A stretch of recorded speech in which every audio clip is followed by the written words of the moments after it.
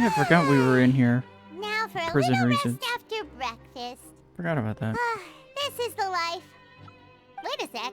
Isn't something important supposed to happen today? Oh, today's our big day! We're supposed to leave the Fortress of Mirapede! Come on, we've got to go complete the release procedures now! Oh yeah, I forgot about that. Forgot all. We were technically... I forgot we were sitting here on false claims.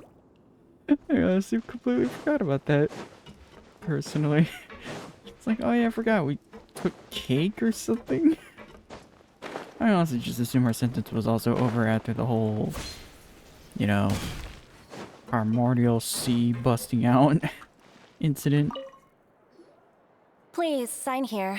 This document will be effective immediately upon signing, and you two may exit the Fortress of Mirapede via the regular channels. It's been so long since we've been to the surface. Let's hurry up And... Uh-oh. What's happening? Not again. Are you okay? I'm fine, thanks. But I wonder what that tremor was just now. Let's go ask the Duke. Yeah, I was about to say, that sounds like something he would know. A new life's beginning. Was this an isekai? Oh my god, why does that actually sound like a dumb title for an isekai? I got reincarnated as a prisoner. Or reincarnated in a prison. Oh my god. Oh yeah, I forgot we even good to see you acknowledged two. him by that. Is there something you wish to see me about? Yeah, what was with that earthquake just now? Ah, that. The tremor didn't originate from the seafloor. In fact, it seems it came from the surface. Over the years of serving as the warden here, I've developed a sense for distinguishing between what occurs on the surface and what occurs underwater.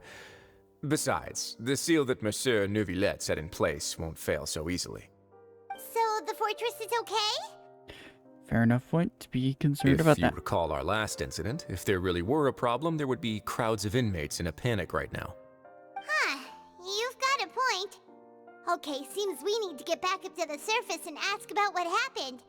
By the way, do you know what day it is today? I believe today is this month's pipe cleaning day. Wait, seriously?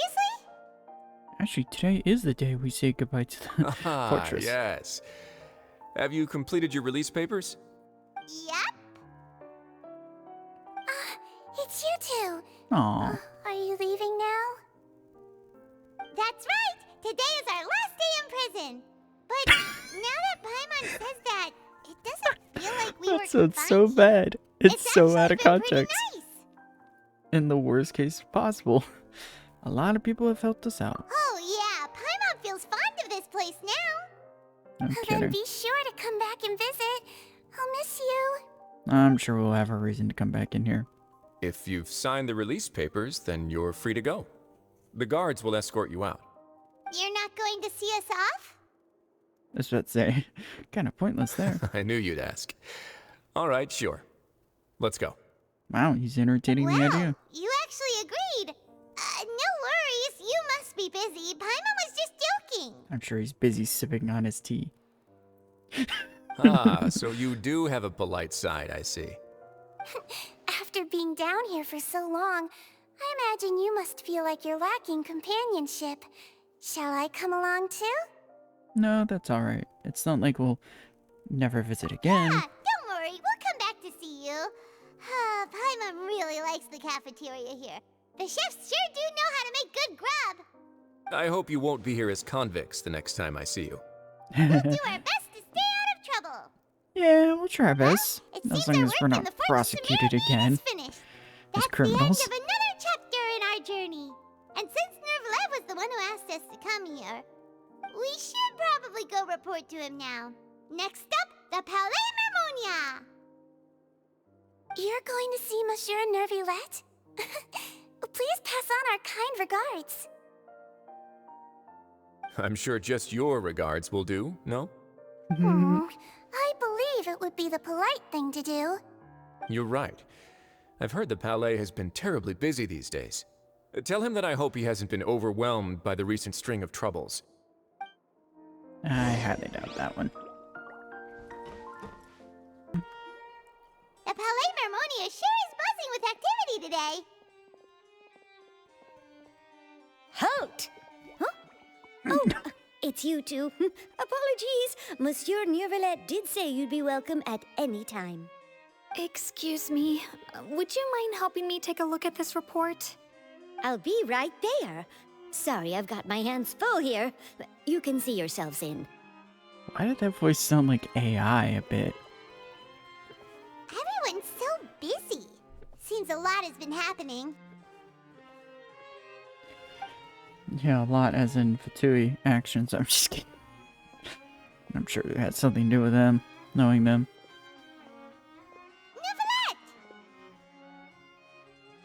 Hello.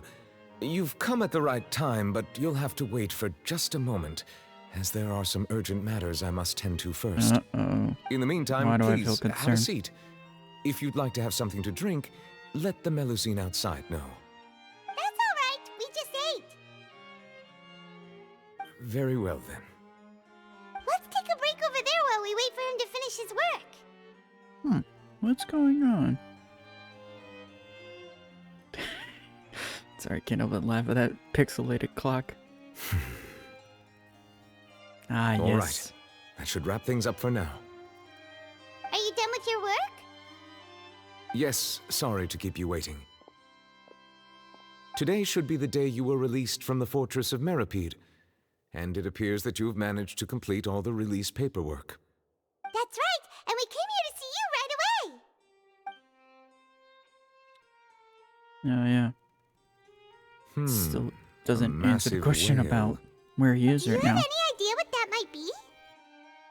Judging from your description, that cannot have occurred in any ordinary waters, but rather something like the primordial sea. A whale of that size and shape cannot usually be found in the waters of Tevat.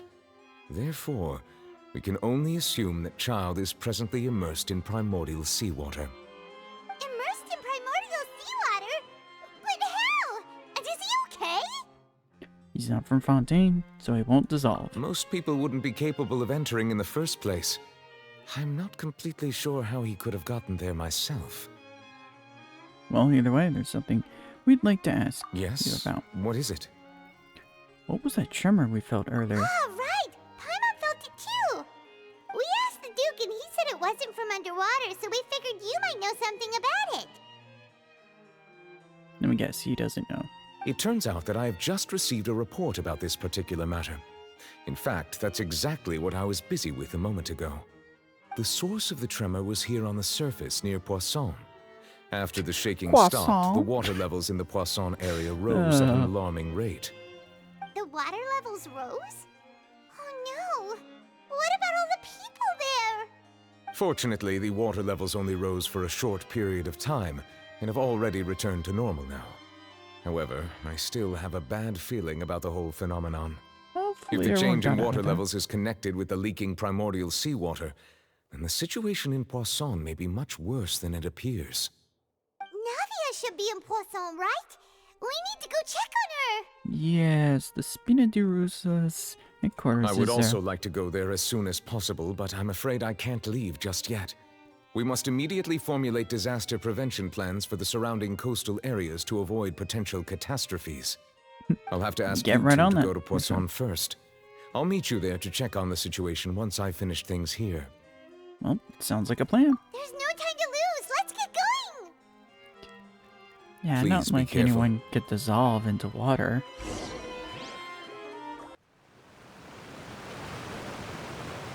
Oh no! What happened here? It's a ghost town here.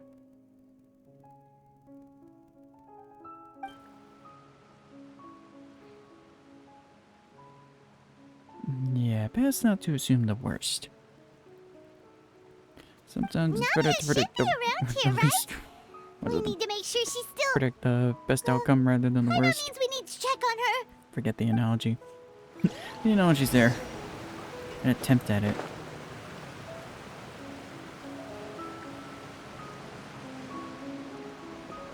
But see, this music makes it even more eerie. seen Yeesh. a single soul all the way here. Oh, this is getting scary. What will I ever do now? Look, there's someone on the roof over there. Just stay put. We're coming up. Watch your balance.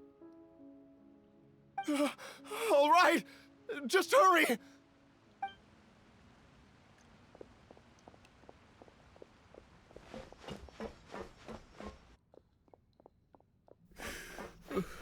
I'm not young anymore. How will I survive on my own? My Desiree! Oh, he looks pretty sad. My leg! My leg! How could this have happened? It hurts! Just hang in there. Help is on the way. You can hold my hand if it makes you feel better.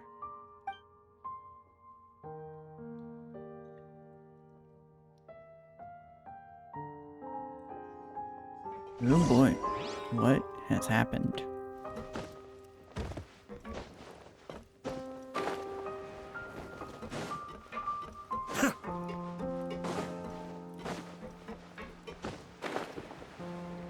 Oh, there she is.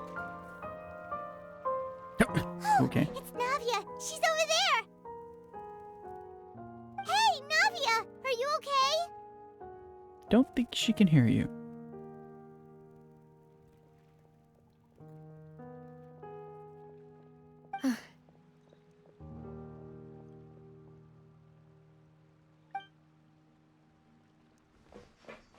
You're here. That's We not a heard great there was tone. a situation in Poisson, so we came as quickly as we could. Yes. As you can see, the water level suddenly rose. It caused quite the disturbance, in fact.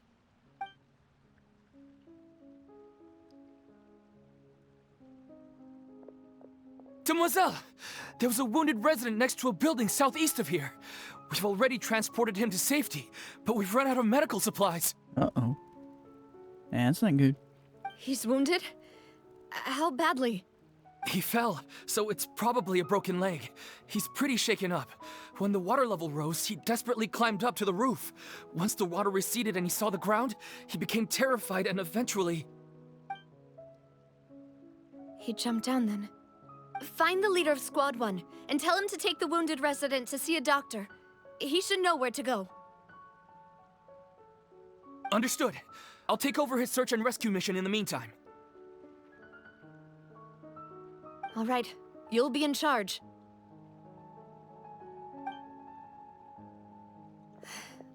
I'm sorry. Where were we? The situation in Poisson? Ah, right. I can't Allow help me to but explain. not think the joke. A Croissant? little earlier, we suddenly heard a loud noise. At first, everyone thought that something might have exploded in the waterways.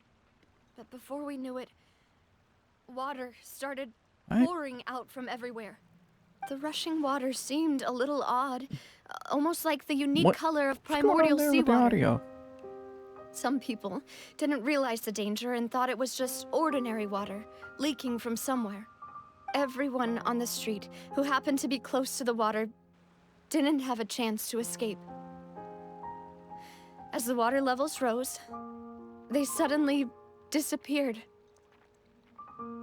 They were all dissolved.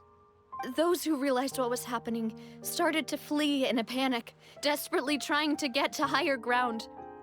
Many were injured in the stampede, and some people fell from significant heights.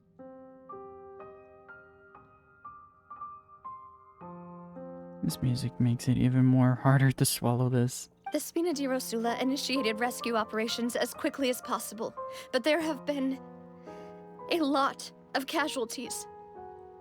Fortunately, the water began to recede after some time, and the chaos came to an end. The water that flooded the area contained primordial seawater, so the lower levels of Poisson are still hazardous. To ensure everyone's safety, I've asked the people there to leave as soon as possible. No one knows if this could happen again. All we can do for now is try our best to help evacuate the residents. We still haven't completed the head count, but we'll have some numbers soon. How awful. And all of this just came out of nowhere. I don't think this came out of nowhere. It was quite frightening indeed. I only wish that everything that just happened was a bad dream. Is there any way we can help, Navia? Yeah, we're here to help. Thank you for being so willing to help in a moment of crisis like this.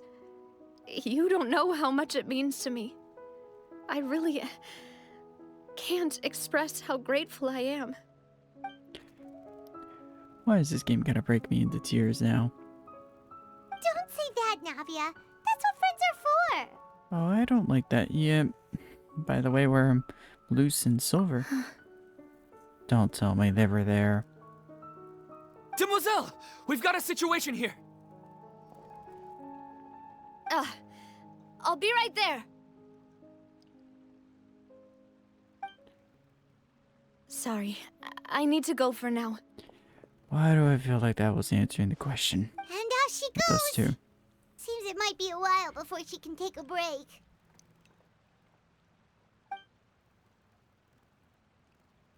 I guess in a way, this even with the primordial seawater now locked and sealed away, now it's finding its way to leak Okay. out. The wounded are being Elsewhere. tended to, and we finished a preliminary head count.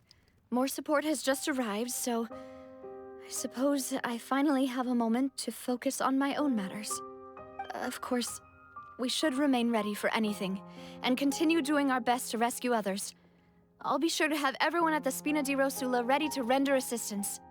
Traveler, Paimon, would you two accompany me to my father's grave for a moment? Huh? Well, this is random. Right now? Well, you know what? Understood. Thank you.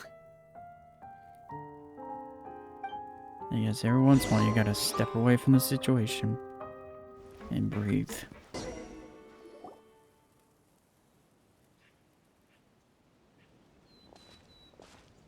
Not a lot of people here, huh? I don't like Given that the time of attitude. day and the whole situation in Poisson, Paimon doesn't think there'd be a ton of people here visiting graves. Right. That's how things are now. The living are so exhausted that they've no strength to spare any words for the dead. Navia? There's no need to push yourself so hard.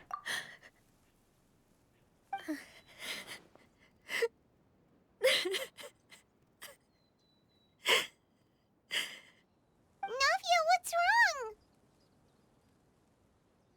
Sorry. I just... Malus and Silver. Yeah. They won't ever come back here again. What should I do, Papa? Huh? What happened to them? I'm sorry for your loss. Everyone agreed on the rescue plan, but still, I was the one who initiated it. They were helping evacuate the residents, but they couldn't leave in time. And they were caught in the seawater.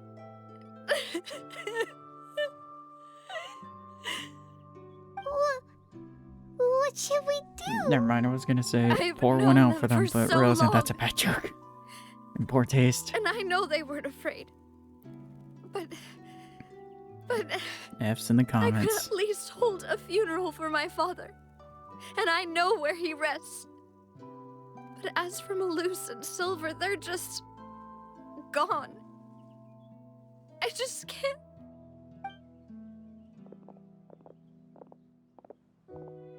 Everything looks so clean after it rains. Even the gravestones. I didn't expect that you'd enjoy a glass of red wine in front of Master Callus's grave. I can understand. Besides, the scenery here isn't half bad. See, it's not just me. I always want to bring something when I visit Papa. Perhaps we might even have a picnic. He wouldn't be angry, would he? How could Master ever be upset with you, demoiselle? Yet the cemetery is the home of those who have passed, is it not? Everyone ends up here sooner or later, no matter Dang. who you are. That's a Buying way of yourself a viewing plot it. in advance, are you? No need yet. But when I do, I hope you'll let me be buried beside Master Callus, demoiselle. Hey, stop joking around. Yeah. Best not to I'm joke. quite serious. That way, it'll save us both the trip to see each other whenever you visit your father's grave. That's at least a sweet sentiment. That makes sense. In that case, could I be buried on his other side?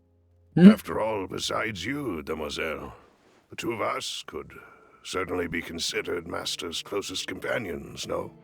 Personally, I believe we fill those shoes just fine. Why are you bringing this up all of a sudden? Seriously. All right. I'll remember your requests. But I'd really prefer not to talk about this stuff. And what do you mean by saving me a trip? I'd make the journey even if I had to visit you two somewhere else.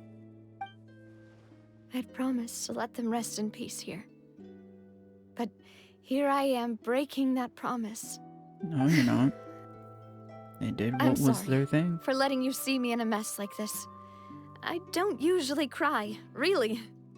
Oh, really? Doesn't know how to help you feel I choose to better. disbelieve that. But, well, she understands how you feel. I had always thought I could make my wishes come true. But now that I think about it, that never solely relied on me. Many things can only be accomplished with someone else's help. Malus and Silver have helped me so much. But by contrast, I could do nothing for them. I'm so sorry. You can spend as much time as you need here, Navia. We'll stay with you. Yeah, we're here for you. Thank you. Right now, you don't know how much that means. By the way, you can have a look at this. It's a list of victims from the incident that took place here. Obena, Khan, Burnett, Giverny, Francine, Karina, Daisy Ray, Joinville, Julianne, Esson, as well as Malus and Silver. So, everyone else is safe. But still... It's okay. I know what you're thinking. And you're right. We lost Malus and Silver. But we were able to save more than we anticipated. The overall outcome indicates that the cost was worth it. Well, no one's sacrifice is truly necessary. Right! Don't think that way, Navia. One person might be saved at the expense of another, sure, but that isn't something we should ever consider a trade. Malus and Silver were not the price for saving anyone. They're heroes. You're right. Thank you, Paimon. What you said just now was pretty amazing, actually. I'll remember your words. Oh, really?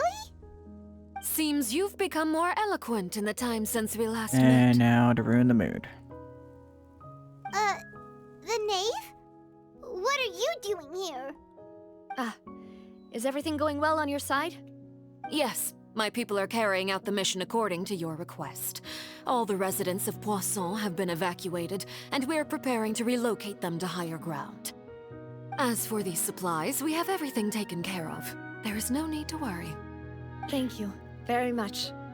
Don't know if I should feel concerned or appreciate it. Do you two know each other? We just met recently. Right, Miss Navia? Usually, I would call this a coincidental encounter. But that doesn't quite fit this time. Besides, it never even crossed my mind that a Fatui Harbinger would come looking for me. Thanks to the Knave, Spina di Rosula received generous support from the Fatui, which allowed us to complete the rescue and evacuation work so quickly. Mutual aid is essential to fostering positive developments. We were already in the area, in any case, so it was nothing. That said, I must say that you're a lot sharper than you let on. I'm sure you understand what I mean. I apologize for all the ways in which I tested you previously. We've never worked with a Fatui before, and it's extremely important for us to know who we're working with. My subordinates have reported that Fatui soldiers have been observing water levels and taking head counts in various locations. I hear that they've also prepared a large amount of emergency supplies. I'm quite surprised. This is nothing to brag about, nor do I intend to. It is simply the way of powerful organizations to act forcefully, whether they are doing good or ill. You've witnessed that firsthand. Yeah, I've witnessed that like a total As of I've told 4 this traveler times. before, I know of the prophecy, and I intend to prevent the impending disaster. Lending your organization a hand was a natural first step in accomplishing that. As such, do not be troubled by this token of our sincerity. Perhaps one day, you'll also be able to help me in the same way. Without your help, there would have been many more casualties. I won't forget your kindness. Furthermore, I sincerely regret what happened to Malus and Silver. I only wish that my people could have arrived a little earlier to prevent this from happening. Don't say that. You and your subordinates did everything you could. As Paimon said, Malus and Silver didn't choose to sacrifice themselves for any specific person, and they weren't the price paid for other salvation. They chose to become heroes themselves. I've never liked hearing people put it that way. It's like trying to relieve pain by saying some noble-sounding words. But right now, there's nothing more suitable. They really did become heroes. You're right. I'm sorry for your loss, Miss Navia.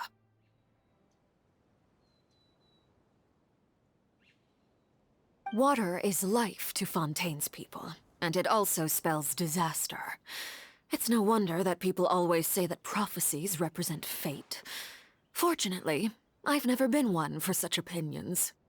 So, you're one who will try to change fate, then? Of course. That is why I'm going to Hotel Bouffe de Thé. I still have some things to take care of, and the children need my attention. By the way, Traveler, Paimon, one more thing. Alright, then we'll just... Huh? This isn't right. Paimon thought you would ask us to walk with you for a moment so you could tell us something in private. That is a clever and useful conversation technique, which I do like to use when necessary. But there's no need today. It would not hurt to have Miss Navia listening in. Traveler, I'm sure you remember that I said we could work together when we had the chance. You and I both know that there may be issues with the Primordial Sea. Previously, it was the Fortress of Meripede's sluice gate, and this time it was the water levels in Poisson. These are both signals. So the time for jolly cooperation has come. Indeed. Allow me to share the latest intel I've received from the House of the Hearth's intelligence network with you. During some recent investigations, a child claimed to have discovered some ruins near Poisson. The ruins date back to ancient times, and seem to be worth investigating in many ways. Judging by the dating of the ruins, they may be related to the prophecy and the coming crisis. The situation is becoming more urgent, so any pertinent information will prove extremely precious. My people initially came to prepare for ruin exploration. Unexpectedly, this disaster struck, and at present, we're all busy prioritizing the rescue effort. So that's why the Fatui were already in Poisson. I wanted to take the children along, but unfortunately, Linny, Lynette, and Fremine have all been dispatched to higher ground to assist affected residents. Probably a better Linny idea to told me send that us. outside of the house, the person they trust most is you. Which is why I want to give you this task. Can you trust an outsider like me? The House of the Hearth's members see each other as family, But Linny, Lynette, and Fremine said that they also see you as such, even though you are not from the house. I'm sure you already understand how earnest they consider their friendship with you to be. Oh, that somehow makes Paimon feel kinda happy. The intel I just shared about the ruins could fetch a high price. But since the children consider you family, it's only natural that I freely share it with you. Got it! So all we gotta do is go to some ruins, right? Pfft, we can handle that. Right, good idea. Excuse me, but may I tag along? You wish to join, Miss Navia? But are you sure you're up to exploring some ruins? You need to rest. Well, I'm sad, yes. But I can't just go back and plop myself into a chair by the roadside and do nothing. There's no point in being depressed while we still have a disaster on our hands. As my father's successor, I must live up to the hopes he had in me. Besides, I'm also doing this for myself. I need something, a distraction, to keep my mind off Malus and Silver. Yeah, I think it's more the right thing to do. Since you put it that way, I have no objections. What do you say, traveler? We'll go to the ruins together. All right. The ruins are to the south of Poisson. Here's the map. Okay, the three of us will handle it. Come on, let's pack up and get going. Still feels weird to have a Harbinger more on our side and not having a knife at her throat, quite frankly. So, are these the ruins the knave was talking about? Whoa, talk about old. They seem to be pretty ancient, all right. Let's go in and have a look. Just be careful.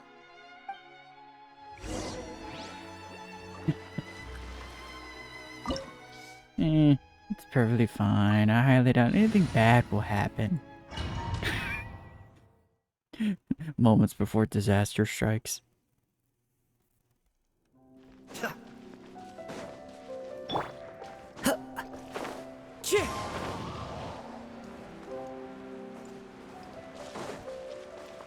like the music here. Very peaceful. No, not killy trolls. Born of ice and fire. As one with wind and cloud.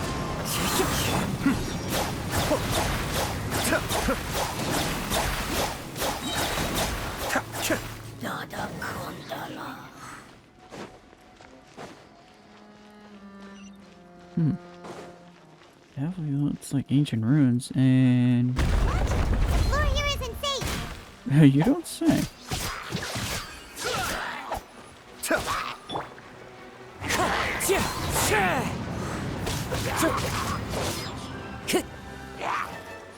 Wind Strider.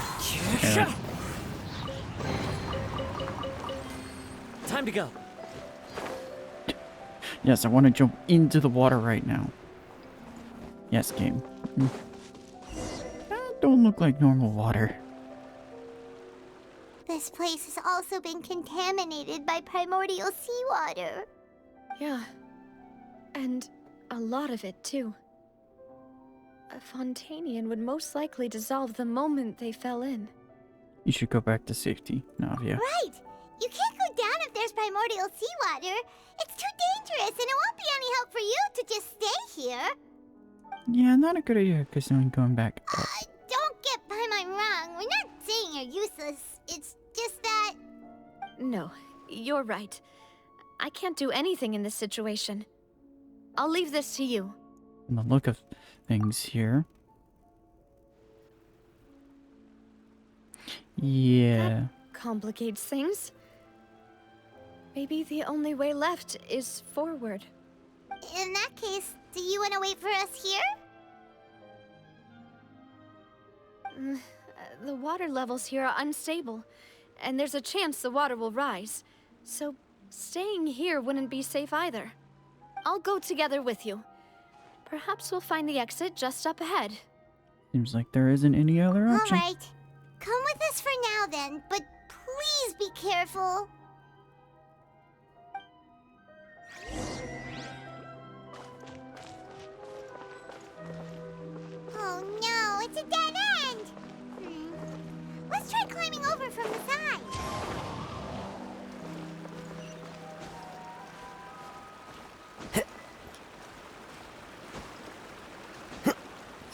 There we go. What are these runes? I'm now curious. Cabbage. Nice. Time to go.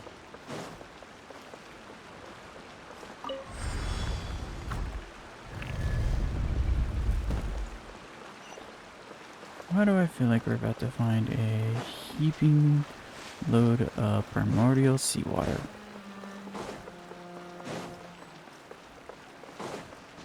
Oh, I don't like this camera. There's something wrong with this bridge! Run for it! You don't say.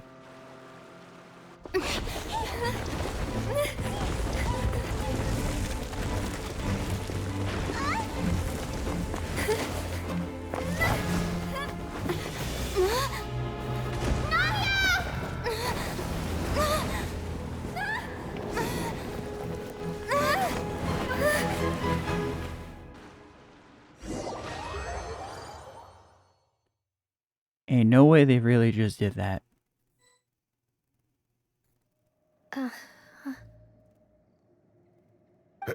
Demoiselle? Huh? Demoiselle, what are you doing here by yourself? Would you be standing here till dark if I hadn't come to get you? Maybe she just wants some time to herself, Malus. Hmm? Oh. Was I sleeping? Yes, it would appear so. I must be tired. That's quite possible. However, you were the one that suggested we go out for a walk. Oh, right. I nearly forgot. It must have slipped my mind when I dozed off. I haven't had a nap today yet. Have I? This is a familiar feeling, yet something's a little strange. Is something the matter, Demoiselle? Oh, no. No, I'm fine. I was just trying to recall why we came out for a walk. Do you remember Mr. Giverny? He'd requested our help before with foreign merchants who had a debt dispute with him, and we'd resolved the matter not long ago. We were headed to see how things were going with him at the moment. Ah, right. Yes. I remember now. Oh, Miss Navia. Mr. Malus, and Mr. Silver, too. It's good to see all of you. How have you been? I've been great. Thanks to your help, those bothersome merchants finally realized that I wasn't the one they were looking for. Why, I wasn't even the guarantor for that person. They were knocking at my door day and night. Even my neighbor, Obina, was getting fed up with them. Sometimes force is required to calm someone down and get them to listen to what you have to say. That's right. Oh, by the way, Burnett, what was it that you wanted to give to Miss Navia again? Oh, yes. One moment, I have it right here. Miss Navia, these are some flower seeds that I prepared. Please take them. They're a very good variety, and they'll become very big and beautiful once they bloom. I don't know what we would have done without your help, so this is a little token of our appreciation. I hope you won't refuse. Ah, did you cultivate them yourself? Thank you so much. I'll certainly take them. Malus, we do still have some empty flower pots at home, right? Why, we can have as many pots as you'd like, Demoiselle. Perfect. In that case, we'll swap out some of the decorative plants for some of Mrs. Burnett's flowers. Very well. Wait. Something seems to be off here. Yeah, what's going on? Excuse me, madam. If I'm not mistaken, your name is Burnett, correct? That's right. Is I something hate wrong? this. No, it's nothing. This is the first time we've ever met, but your name seemed familiar to me. I must have heard it when I was discussing things with your husband previously. I've heard this name before. Sometime recently, I'm sure of it. And why are there so few people around here? Where did everyone go? We must mind the time, demoiselle. We still have important things to attend to today. Huh? We do? Like what? Well, now, did you forget? Miss Navia, here you are. I've been looking for you. Please, come to the Opera House. Your trial is about to begin. My trial? Wait, why would I need to go to the Opera House? Yes, she's right, demoiselle. It's just about time now, so we should get going. Oh? All right then. What? What's going on? I'm really confused. Look, it's Navia! She's here! And her two attendants are with her. Goodness, everyone's finally here. I hate that line. There sure are a lot of people here to see the trial. And they all seem to be oddly excited about something. I even know some of these people. Karina, Desiree, Joyville, Jolien, Essen. Why are so many people here? And why do I have no recollection of this case? And as for the judge... huh? Where's Monsieur Neuvillette? Please sit in the defendant's seat. Don't worry, Silver and I shall accompany you. Oh, I hate All right. this. But are you sure you can stand behind me? Typically, it wouldn't be allowed, but today is an exception. Why do I feel like it's not Neuvillette is the judge this time?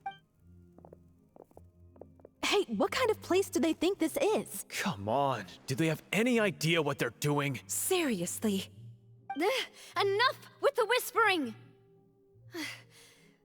Could someone please tell me where Monsieur Neuvillette is? And why I'm standing trial? My dear Miss Navia, have you not yet realized what you've done? In that case, allow me to explain. Yep. As all here know, you are Master Callus's successor, the head of the Spina di Rosula, someone held in high regard by every soul in Poisson. After you took over the Spina, you treated all of us just like the late Master Callus had. If anyone in need reached out to you for help, you responded. Not only you, but your butler, your subordinates, nearly everyone in the Spina di Rosula fought for the well-being of those in Poisson. Wait a moment. Aren't you just proving that I'm a good person? Yes, correct. Absolutely right. And that is why you stand accused. You have helped so many people get through so many difficulties. You are one with us. We are inseparable. We are one big family, all of us who are from Poisson, inextricably linked. And with you being so important, we couldn't possibly do without you. Therefore, this fair and honorable court shall declare you guilty, and you shall stay here. You will be together with us forever. Huh? Yep. What are you There saying? it is. There's the twist. Everything you have said is correct. I have indeed done a lot for my hometown, and I would be willing to be with you all, but what is the purpose of having me stand here like this? What is there to discuss? Ah, well, if that's what you think, then I have no further comments. How wonderful, Miss Navia!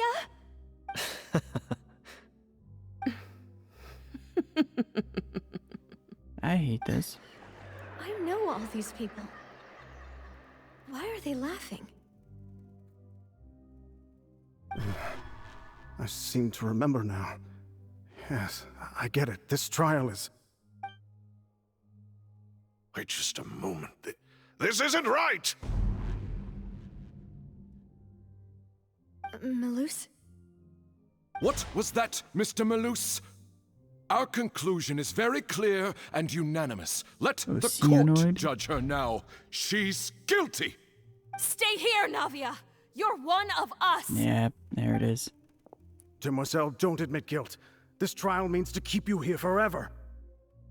I wish to Yeah, exercise the my right to primordial defend Our Lady. seawater. Mr. Joinville, you only know of Navia's goodness, but nothing of her utterly independent mind. She was born a free and independent spirit. She has never been tied down by anything. Indeed, even the death of Master Callus couldn't stop her. Her actions cannot serve as proof that she identifies herself as part of any group. She merely acted as an individual, extending her hand to help others. Please do not mistake her actions as being otherwise. Really? As an individual, you say? Don't forget, we are all Fontainians here. This is the nation of justice, the nation of Hydro. Even if Miss Navia only voluntarily rendered her assistance, that doesn't change the fact that her beautiful soul must return to everyone. Yeah, there it is. Water accepts all, blends with all. It will surely accept her kindness. Let's say this must be Everything what the is permanent measured seawater here in the does nation of to Hydro. Fontainians. And in the end, everyone shall meld together. Thus, when a unanimous Wow. opinion emerges, that opinion joked. represents Hey, Larry. justice. Now, I speak for everyone. Our opinion is consistent. Navia should stay. We and Navia are one. Please don't phrase And it you like that. would call this justice? Preposterous. You are merely jealous that Demoiselle still has a chance to exist as an individual. Have you forgotten how much you all once longed to become individuals, to become independent? Do you mean to defy our justice? If your Oh, that's justice is creepy. flawed, then why should we acknowledge it? As you said, we can also have our own Like what having a justice. silver tongue. Silver and Ha. I shall defend Demoiselle. And that is how we will enforce justice. Ugh, my head. It hurts. Demoiselle, Silver, it hurts. My head is spinning. All I can see is stars swirling in front of me. I remember now. Everything that seemed odd from the very beginning.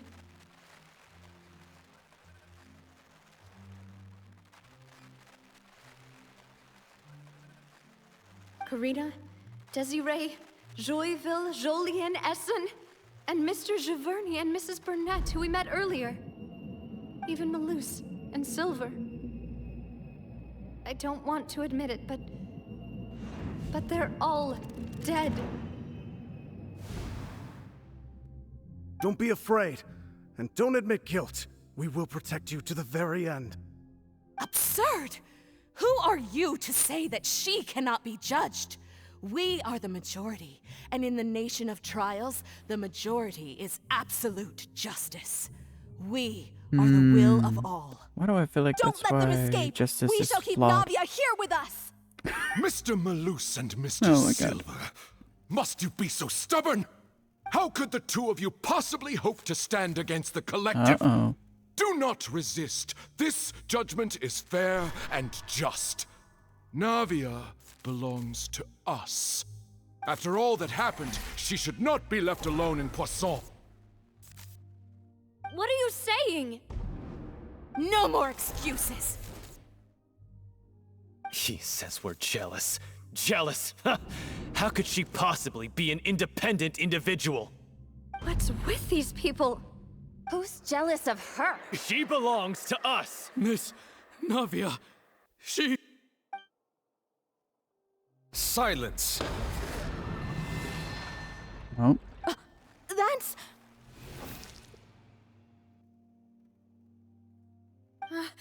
Monsieur Neuvillette! Such commotion is prohibited in the court. The accusations you just presented are nonsense and cannot constitute a proper trial. The court will adjourn for the rest of the day. In this, I shall hear no objections from any unauthorized party. Our he thanks, here? Monsieur Neuvillette.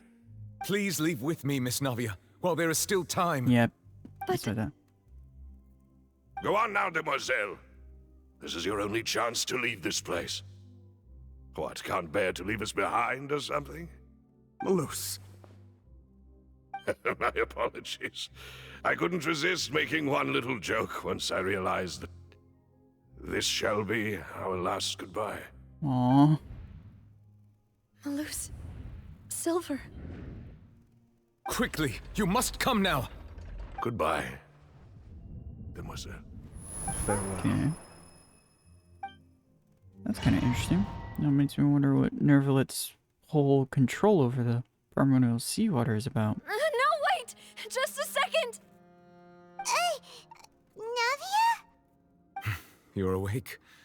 Good. There he is. I must have been dreaming. Malus and Silver were still alive, and they were defending me at some insane trial. It looks like you're all right. Did all the sad feelings cause you to have a nightmare? Paimon could give you a hug. Aw, that's sweet. The ruins you were exploring suffered a cave-in. When I arrived, I found you falling toward the water. You were just about to be dissolved within, but I...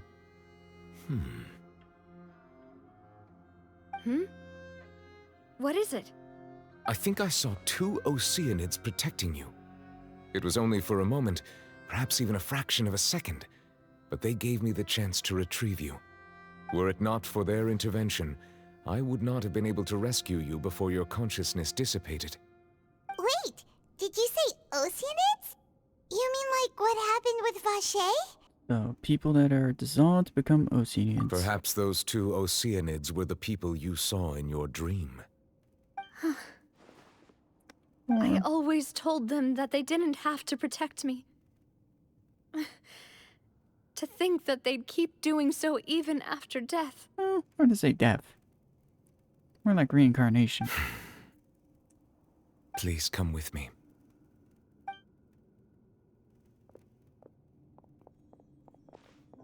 Nervalet, are you okay? Oh, I am quite all right. Perhaps there's something we could chat about? Why do you look so stiff all of a sudden? Oh, Paimon knows. You're the type who feels awkward when there's nothing to talk about, right? Nope. I merely thought that we should give Navia some time to herself. Yeah. Why didn't you just say so then? Don't you think it's even more awkward to call us over like this and then have nothing to talk about? I suppose so. Oh yeah.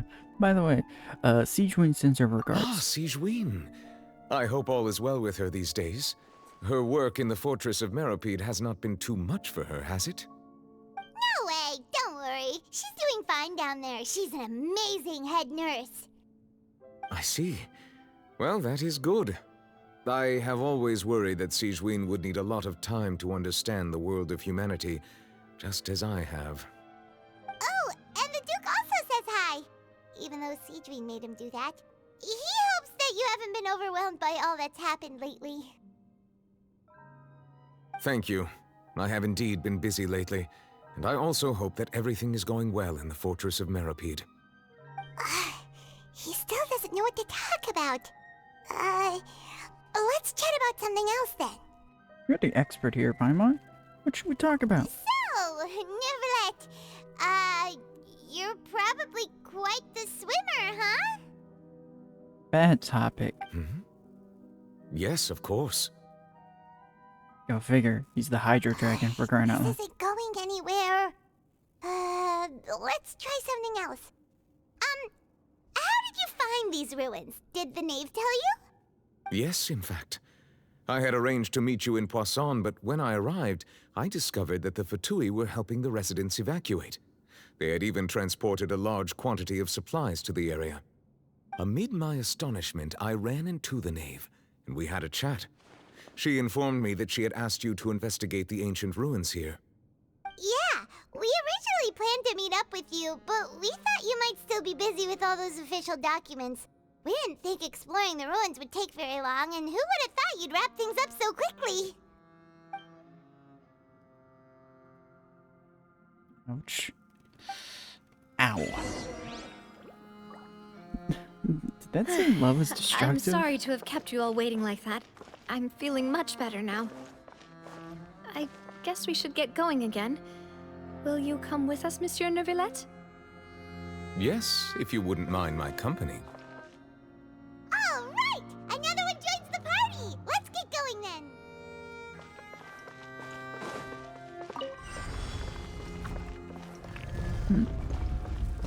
Oh, hello. No touching! Yeah. Wind strider, fallen leaves, adorn my night. Cascade. Yeah, no. You can stay present.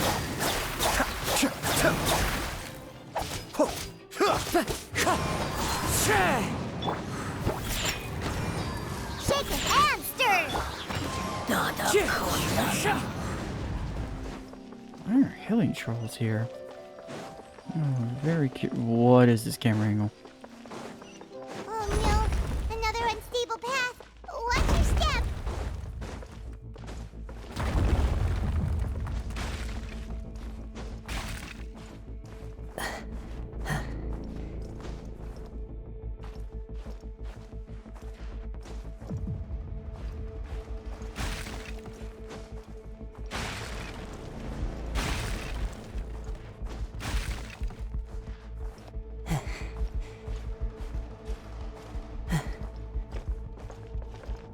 Jeez.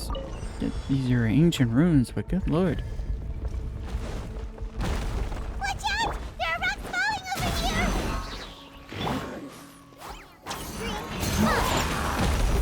Think you can bully me? Wind strider. Be still. There we go. What it?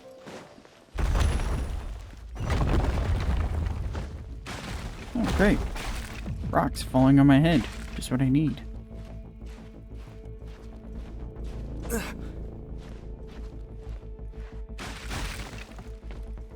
It seems we're almost at the top. Keep it up!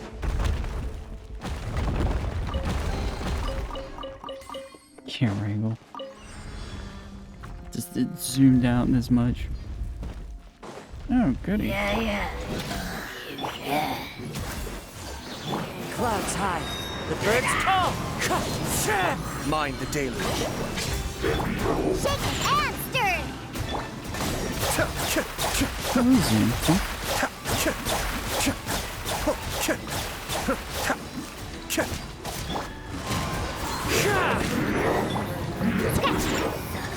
Ha! I'm here! Cascade. Come on.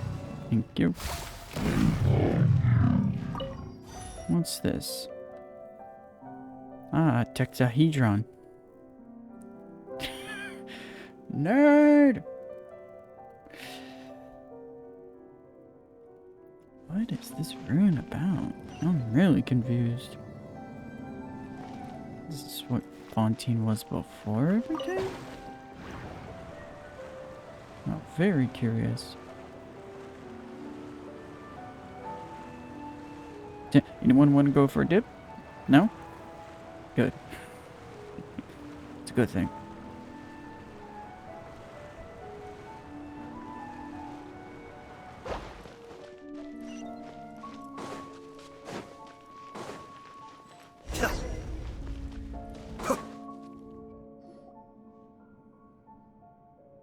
Looks like we've reached the end. This is the place. There should not be any other hidden spaces in the vicinity. The path sure had some twists and turns, but it turns out that this place isn't actually that big. There seems to be something on the wall. I immediately saw it too. I was like, what is that? Stone slates. It seems like they were put here as an offering. Could we take them down and have a look? Perhaps we should just leave them be for now. Yeah, better to just look at them. There are 4 locations in total, but only 3 stone slates. The slate that should be in the first empty spot is missing. The surrounding walls also show signs of damage. There's something written below. Let Paimon see. Reason dictates that this nation be destroyed. I shall record the history of its future here in its past. Say what? Excuse me, It as in feels like someone Istarov? left these slates and these words here for a purpose. But does he mean that Fontaine should be destroyed? That Or would fit the she. circumstances dictated by the prophecy, yes. Indeed, the slate's contents correspond to it. Take the second slate, for example. There's a person kneeling here. She seems so dedicated. And there's a whole bunch of other people behind her doing the same. She's facing this... what is this? Some kind of island in the sky?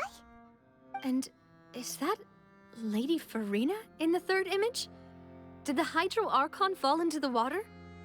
And is that a ring of people around her? Paimon doesn't quite get it. Are they all in the water? The fourth image.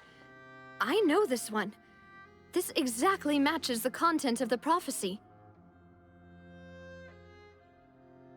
The people will all be dissolved into the waters, and only the Hydro Archon will remain, weeping on her throne. Yes, they do seem to match.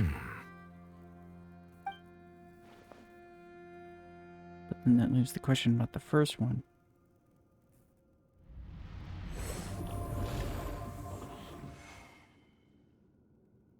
What was that? More information should be hidden in these slates, but I fear I cannot easily uncover it, most likely due to us missing the first slate. I am very sorry. Don't blame yourself, Monsieur Neuvillette. Deciphering ancient stone slates isn't one of your duties. Ooh, Paimon's getting the chills just looking at these slates. This says that it's the history of the future, right? That means the prophecy's sure to come true. I really hope it doesn't mean that. Still, Paimon feels like these images are kind of weird when you look at them together.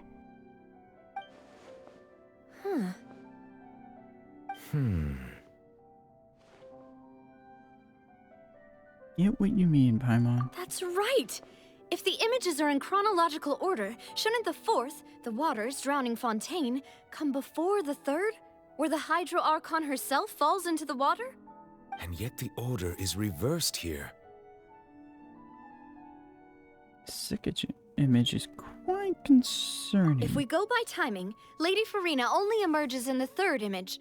That means that the person in the second image might be the previous Hydro Archon. Egeria, then. I had never met her, but her appearance here does match the records. The previous Archon kneeling before the floating island in the skies, as if confessing a sin. Did she herself commit that sin? And if not, why would she be in such a posture? Also, I'm still wondering why these ancient stone slates are here at all. Judging from their contents, could this place be the origin of the prophecy? Does that mean that someone, or some people, once saw these slates? But who would have created these slates and left these words here? Almost like a god left these here. It seems that any further clues will have to come from Furina. In that case, there's no time to lose. There's nothing else to be gained here, so let's head back first. Yeah, we time to better figure get out somewhere that part. safe for now.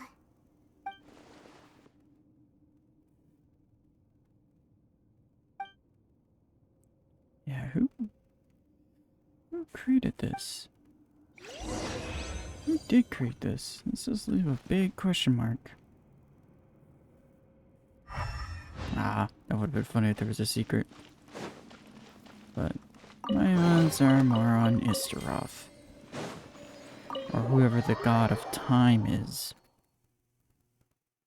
Because it feels like now we're circling back to that entity. Let's split up here. I'm going to check on what's happening with the Spina. You know how it is. There's some things you just need to be there for yourself. You still have energy for that, Navia? Paimon's already beat. Well, we get exactly rest right now. Just head back to the Fluvsandre and have a rest then. Thanks for keeping me company all this time. I'll depart as well. Thanks for your hard work today. Rest well, everyone. Traveler, I will go talk to Furina tomorrow morning to ask about the stone slates. I'm sure that you're concerned about this matter as well. If you have time, drop by my office. I will share the results of our discussion with you. Alright, see you tomorrow. Are you really gonna talk to her about this directly? Will that be a problem? Paimon's getting a little scared now that it's come to this. She has long been harboring secrets and will not give them up easily, which makes it all the more my duty to ensure that she understands the present situation. Alright, we'll leave it in your hands then. You're probably the best person to talk to her anyway. I will be carefully considering my words tonight. Traveler, Paimon, our safe house at the Fluvsandre is always open to you as ever, so please don't think you're an imposition. All right, I'll be on my way then. Oof.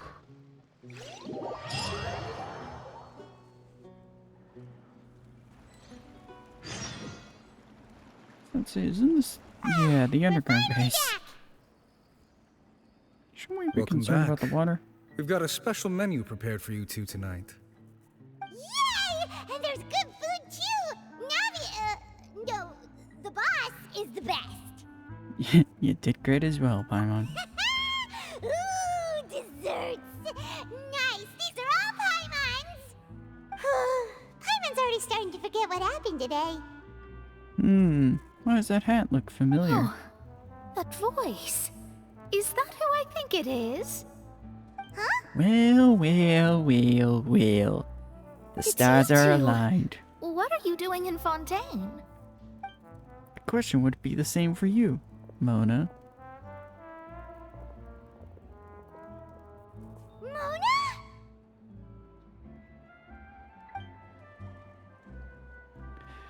Did the stars not tell you that we might meet here? Seriously, nobody just uses a scry glass whenever they've got time to just see who they'll meet on the road.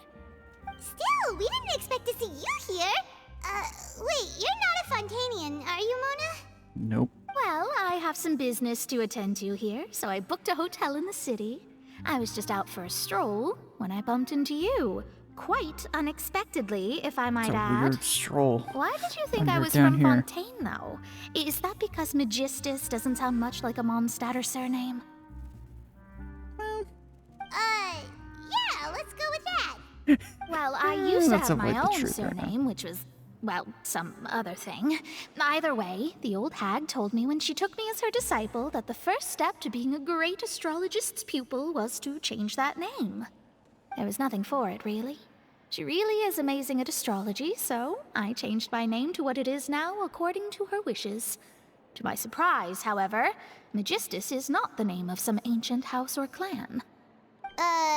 It isn't? What? Nope. Although it is used by us in place of surnames, it generally just means great. Well, that's just funny. Wow! The great Imagine Mona. including a boast in your name. Wait, are you gonna have to put that into your genealogy as well? I reckon so. In any case, I'd give my disciple a name like this as well, if I were to take one. May I ask what your master's name is? Astromancer Barbeloth Trismegistus. Whoa, that's a long one. Does it also mean great or something? My name means Mona the Great Astrologist. As for the old hag, hers is, in plain speech, the thrice as great Scholar of the Stars. Just take it as a title specific to astrologists. Thrice as great? That's so petty. I know, right? Triple That's as just great. how she is. She used to call herself Magistus, actually, but when she took me in, she changed her name to Trismegistus. Ah, Talk 3 about times great. excessive.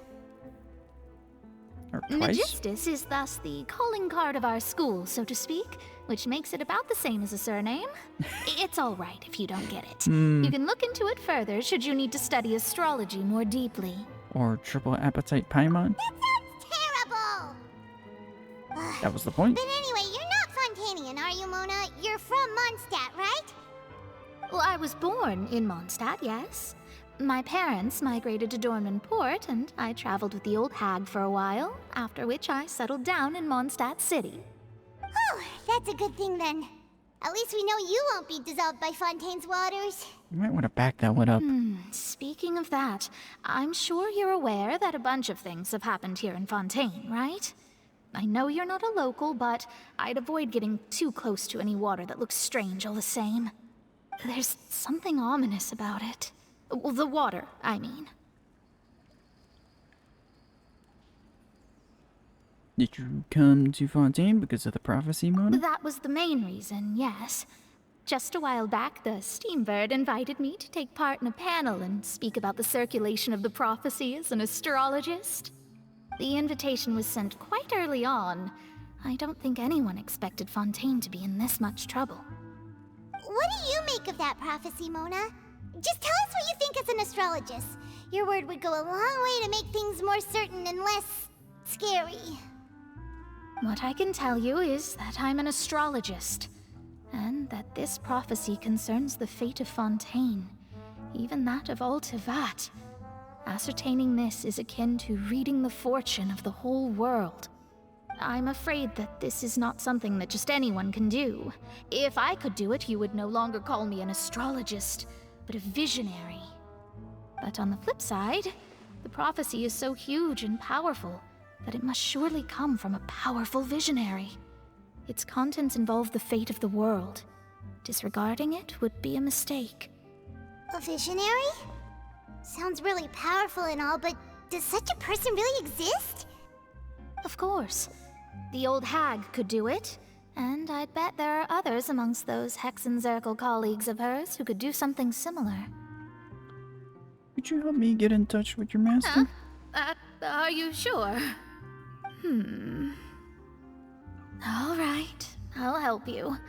It isn't often that I see you with such a serious look on your face. I'll tell you once I hear back from her. Thanks, Mona! You're amazing as always! Oh, well, this is something only I can do after all. So yes, your praises are quite welcome. Eyebrow raise. Astrologist for you! Of all the people we know, you know the stars Eyebrow the best. raising. Indeed, Perfect. indeed. That's the spirit. Oh, sorry. I came to see what all the commotion was about. If there's anything you need, do not hesitate to inform the Spina di Rosula. Oh, whoops. Guess we were getting a little too carried away there. Well, I'll go tend to my own business now. If I receive any news, I'll be sure to come find you two again. And there she goes, quick as rushing water. And here we are with the Spina guy giving us suspicious looks.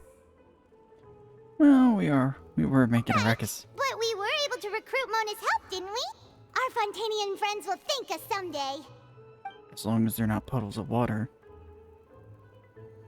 Well, that was a little morbid. Good morning. To be honest, Paimon's still feeling kind of sleepy. And another But incident. It's time to get up, Traveler. We agreed to go see Neuvillette, so let's pack it up and get going.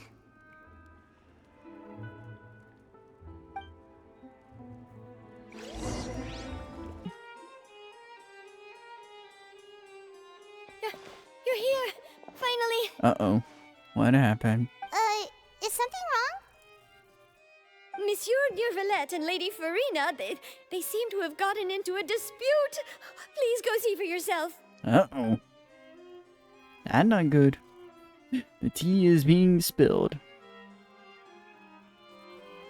Like I said, I've already explained everything. And yet the problem has not been properly solved. There is little space for excuses between us. It is not my intention to offend you, but please, tell me where you stand. You are the Hydro Archon Focalor, are you not? Look at this. This is a list of the victims from the recent Poisson incident. Croissant. Stupid joke. You mean they're all... Yes. Dead. We did not arrive in time to avert this disaster, and I will not have it happen again. I will say this once more. You must tell me everything you know. Yesterday, I found 3 stone slates in some ancient ruins near Poisson. Do you know anything about those? Seriously? You're questioning me like this is a court case now. I don't know anything about that. But you found them in some ancient ruins, you say? That's correct, which is why I came to ask you some questions. There should have been 4 slates, but one of them was missing. The other 3 feature different images that seem to correlate to the prophecy. The prophecy? The second of these slates depicts the previous Hydro Archon Egeria kneeling before a floating island in the sky, as if confessing something. Do you know nothing of this either? I don't. I've never seen such slates. I should have taken I'll ask you pictures of again. them. Do you really have no information regarding the previous Archon? My deciphering of the slates indicates that the Hydro Archon Egeria once had to confess to, or apologize for, a certain sin. If anyone would know about it, it should be you. All gods don't have the same secrets, you know. She was herself and I'm me. Is it really so strange that I know nothing? I understand your concerns, but I'm sorry. I just don't have anything to tell you. I sense lies.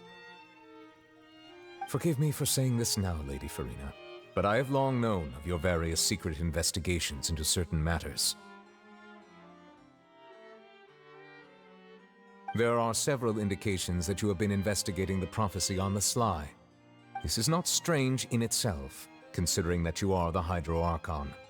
But it is strange that you should also claim to not know any of Egeria's secrets, as well as do nothing following your inquiries. You have never been as superficial as you have presented yourself to be, nor are you a fool. And yet, your behavior is very inconsistent. Perspective. So you've been watching me all this time, have you? I didn't think you were that type. You... Well, since you know about my secret investigations, then you should know I'm actually working to take care of it. There's no point questioning or suspecting me. You're the Eudix, but you're still my subordinate. You should be following my lead. Just trust in me, you're Archon, and do as I say. Never mind whether you can truly convince yourself to or not. It'll all turn out fine. Moments before disaster strikes That's all again. I have to say. We do not discuss this matter again. No, we discussed this again, and again, and again, The opera's and about again, to start. and again. Toodles! Toodles! Oh my god.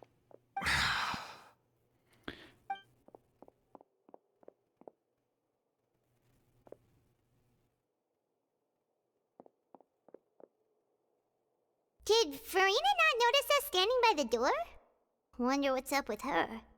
She was smiling. She didn't seem in the mood to care if we were listening in or not. She seems to be deliberately hiding something. No kidding, she I is definitely assume hiding. you've been outside for a while now? Oh, you noticed. Seems Furina didn't even realize we were here. She was in a great panic, though I cannot discern the reason. Our discussion reached impasses time and again, a state of affairs that we cannot allow to continue. Still, I do not understand. Dialogue is the basis for understanding, so why did she keep refusing to engage? I'm afraid questions alone might not suffice. We need to make her understand how dire the situation actually Everyone is. in her inner circle has noticed that she is hiding some secret. The issue is her attitude. I fear that she will not reveal anything unless absolutely forced to. we may have to create a situation in which she will have no choice but to speak. I was about to say, well, Oh? what other way to do it? What? Normally, people will only reveal the truth when standing trial.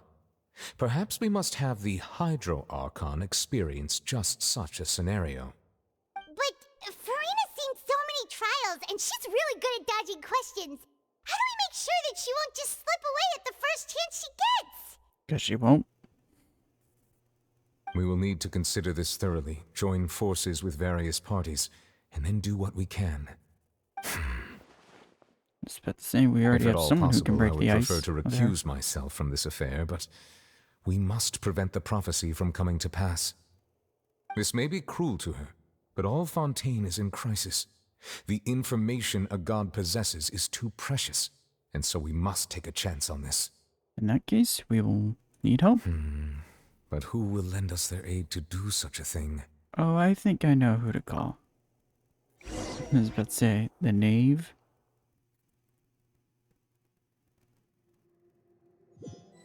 Kind of feel like she's the only one that could really get Well, that's her to everyone, come huh? out. Speaking of which, it was pretty smart of you to think of hiding here. Poisson was just involved in a disaster, so it's presently devoid of people. That naturally makes it the best choice. And here you are drinking tea like it's the most natural thing in the world, huh? That's what families should do. Sit and enjoy a leisurely time together. It's nice to enjoy tea here, you know? Care for a cup? Lend me your ears, everyone. Or perhaps one of you might like to start us off. How about you, friend? Me? No, I don't think I can. Then, how about you, good sir? I fear that I will cause the mood on this boat to become as somber as it is in court. Well then, I guess we're lucky we've got a local like me to organize things. Wonderful, the spotlight at last. I guess I'll be facilitating things from here. That was a little long-winded, don't you think? Oh, you might be right. Anyway, to cut to the chase, our friend here, the Traveler, has brought us together to discuss something. Well, it's fairly obvious As for what that is, what well, it is. Let's start by saying that we'll be pooling our efforts together to create a series of traps. Oh, how intriguing. Well, it's just an expression, really. One that I just learned from Chlorand, and used on the spot. So, let's invite her to explain in detail. A round of applause, please. Talk about very formal. Huh? Didn't you say that you would be facilitating this? Oh, come now. Your work doesn't involve much public speaking, right? This is a good chance to practice. You might even pick up some fancy oratory tricks to impress your boss with in the future. I don't know see. if that's a good thing. And what does my boss say? Oh, thought it was Furina, not... He is glad that you consider him your boss. Do go on. What is that smug look from the Traveler? In that case, do any of you have experience hunting? Not that I recall. Fremine and I once used a wooden stick in a basket to catch wild rabbits when we were younger. As for Lynette, oh, right. You were sick that day, weren't you? I've also gone diving to catch some fish before. Does that count? I'm afraid not. You may or may not have heard, but Fontaine once played host to a group known as the Marechaussee Hunters. Though that was their name, they did not hunt animals, but rather various monsters left behind by the ancient dynasty of King Remus. Today, Fontaine's monster population has already thinned greatly, so the hunters have blended back into society, taking up arms in other lines of work. They even left a unique methodology of hunting in their wake. A trap comprises of the following components: bait, a trigger, and a containment device. Sometimes a lethal implement will also be necessary to deal with the prey. So, if we were to build a trap together, right now, What would you choose to build it with? For me, I would prefer something basket-shaped. Pigeons and rabbits will see the bait and naturally enter the snare. Our line of work requires a deft hand, and we're some of the best in the industry, so you can count on our techniques. You used some of those techniques while moving the people of Poisson, didn't you? My subordinates mentioned that you even performed some magic for the bawling children. Yes, and I even managed to gather some intelligence in the meantime. I'm quite the multitasker if I do say so myself. I'm afraid I can't claim that as my strong suit. I prefer more stable methods, like placing bait in the water and waiting for the fish to come within reach. That's the kind of method I would count on. Calm and steady. Exactly the kind of person who would catch loads of fish. And I can be their assistant. With discretion, I'm sure. I'd probably use some sort of mechanical animal. Papa once bought me some small clockwork squirrels, mice, and such. When placed in the forest, they can attract others of their kind. I remember that you liked those too, didn't you? I did. And that would be a good way to go about it. If they're realistic enough, animals of the same kind will follow them all the way to the trap. What about you, Monsieur Neuvillette? I fear I do not have any related experience. That makes sense. You usually solve problems directly, without the use of any such tricks. But I do have one more question for you, Monsieur. If we were to create a trap now, how would you design it? I would like for it to be effective, but bring no harm to the prey. A more gentle trap would be ideal. Kind, as always. However, our intention doesn't necessarily change the containment device and the type of implement we need. If we wanted to kill the prey in one strike, we would need a powerful implement. However, that also goes for prey that must be captured and safely contained. Wait, why's that? Only a hunter who's a true expert at subduing their prey can snare it without harming it. The line that divides life and death is often exceedingly thin. So are we going hunting together? We hadn't thought of seeing ourselves as hunters. It kinda works, but maybe it's still not the best metaphor. If our means of capturing and dealing with our prey is to put them on trial, then the hunting metaphor is actually quite accurate. But we shall require much more courage than any hunter to judge a god, a being whose seat is an exalted throne. That's right. Oh, so that's what's going on. Sounds very interesting.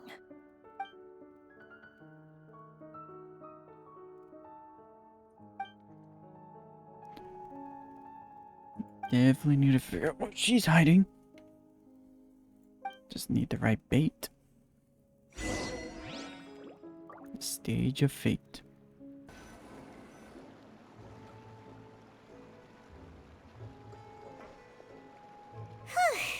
It's been a tough few days, hasn't it? So much has been happening. Yeah, those meetings sure did make me hungry. Paimon didn't think the meetings would go on for so long, but everyone seemed pretty fired up, huh? Paimon thought they'd be at least a little frightened. Well, Furina was, now that Paimon thinks about it, but everyone else just looked a little surprised. You do feel more confident after the meetings, Paimon. Well... It's hard to say. Paimon doesn't have any experience with this sort of thing. But with you around, Paimon sure will do great. After all, you're the most reliable person in the world, aren't you? Huh? Something's wrong. Did you just pour some tea? Paimon didn't notice you doing that at all. No, I didn't. Then what's that? Paimon's never seen that cup before. Don't be frightened. Yeah. I'm just joining you two for tea. I merely refrained from saying anything till now. Who's that voice? But there's no one here. That's a familiar voice. Aw, have you forgotten me already? Yep. Wait, you are familiar. You're the voice we heard from the sky in Sumeru. The voice from the sky, Water. I fear that description is wrong. Though, not completely wrong. You're feeling lost now, just as you were feeling previously. I sensed that confusion and thus came to you. Guiding people is an irresistible hobby of mine, after all. Who are you, and what do you want with us? Consider me a passerby, just accepting a commission from my friend's disciple on a whim. Allow me to ask you. The prophecy. Yes, what has been prophesied will be fulfilled. You may view such things as the history of the future. What? Then is there any way we can stop it? I believe you have witnessed a failed attempt with your own eyes. Can everything in Tevat so easily be changed? Really be no exceptions. Ah, so you've caught on. Just as prophecies are usually only the future as seen from the perspectives of the gods, could things be happening in hidden corners where the gods' gaze does not fall? Are the things that you shall see different from the fate that the gods perceive?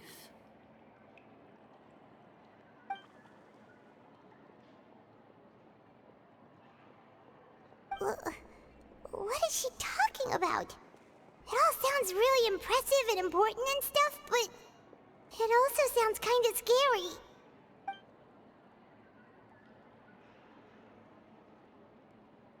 I believe that you understand, right? Some things are insignificant, but others you must reach out to change. Ultimately, fate shall serve as your only guide, no matter what will happen in Tevat's future. All you need to do is to play your part. This was good tea, by the way. Thank you for your hospitality. Well, that'll be all for today. The voice. It's gone. Regen. Well, I guess that's a clue, somewhat a clue.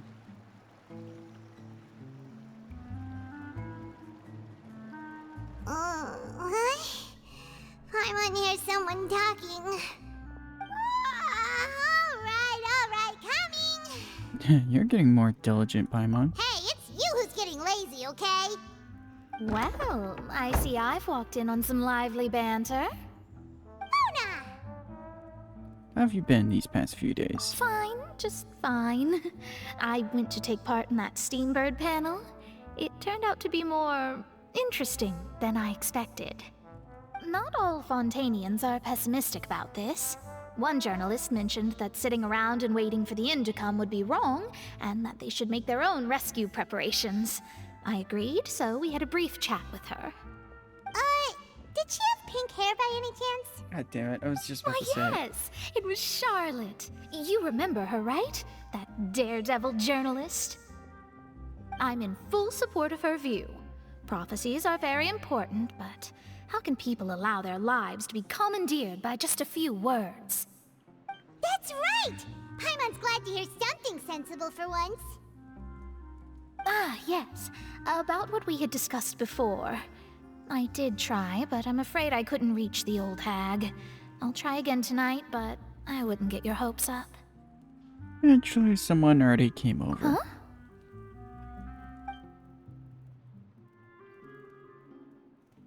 Goodness gracious. Are you serious? I believe she came to pass a message to us. She said that even the god's gaze has blind spots. Pretty bold if you ask Paimon. Most people would believe the gods to be all-knowing, right? The Hexen Circle members are certainly anything but ordinary. As for the mage named N, the old hag has mentioned her a few times. She said that N's sense of direction is incredible, and that she loves guiding those who are lost. But I've never met her, and if she were still alive, she'd be... well, suffice it to say that the hag's at least a few hundred now, and N's been around for longer than that. Whoa, the Hexen Circle sounds like a scary group. But they must really stay in shape to live so long. Their abilities alone are pretty terrifying. If she came to see you personally, then the problem you're facing must truly be of great importance. Well, it's not like Paimon could understand anything she said. Yes, she was quite cryptic, but I suspect she means that there is still a way to turn things around. She didn't say when or what that would be, though, so... Perhaps it is something that you cannot know right now.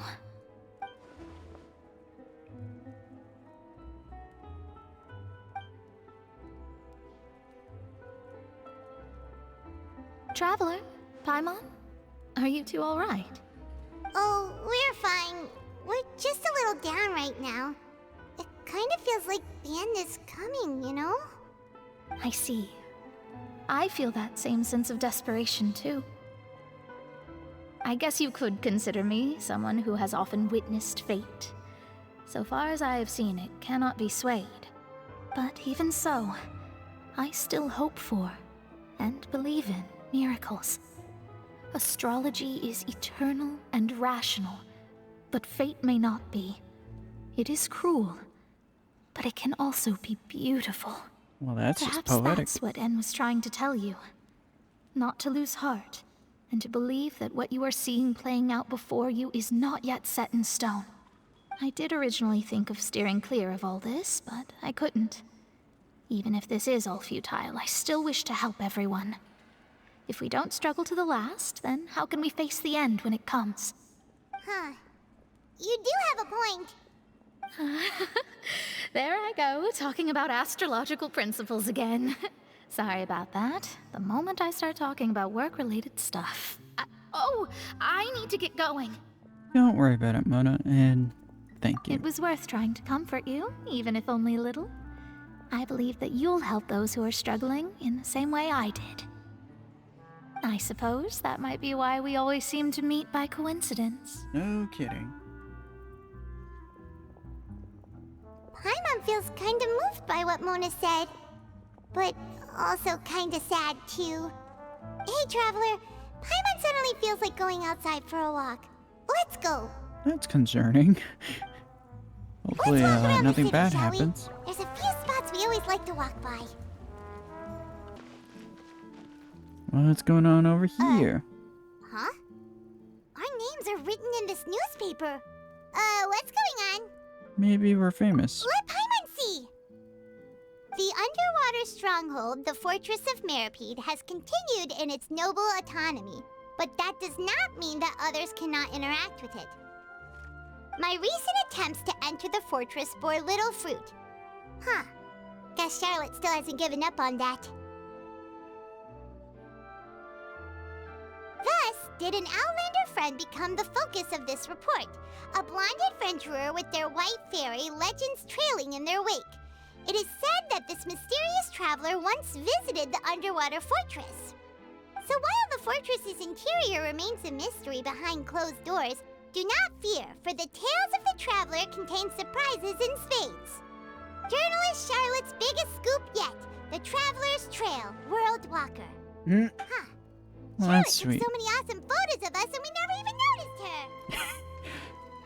She hasn't been able to get a hold Hiding of in anything at the bushes, fortress, hiding so since we're everywhere, easier to hiding find, at the she's phone using us booth. as I'm the just subject matter instead? That sure seems to be the case. Ugh, seriously? Well, fine. Those headlines and photos do look cool, so Paimon will forgive her this time. I'm sure she's somewhere taking another photo.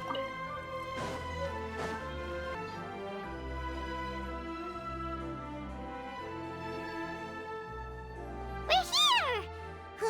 Paimon's hungry. Should we go in and get something to eat? Whoops. Hand slipped.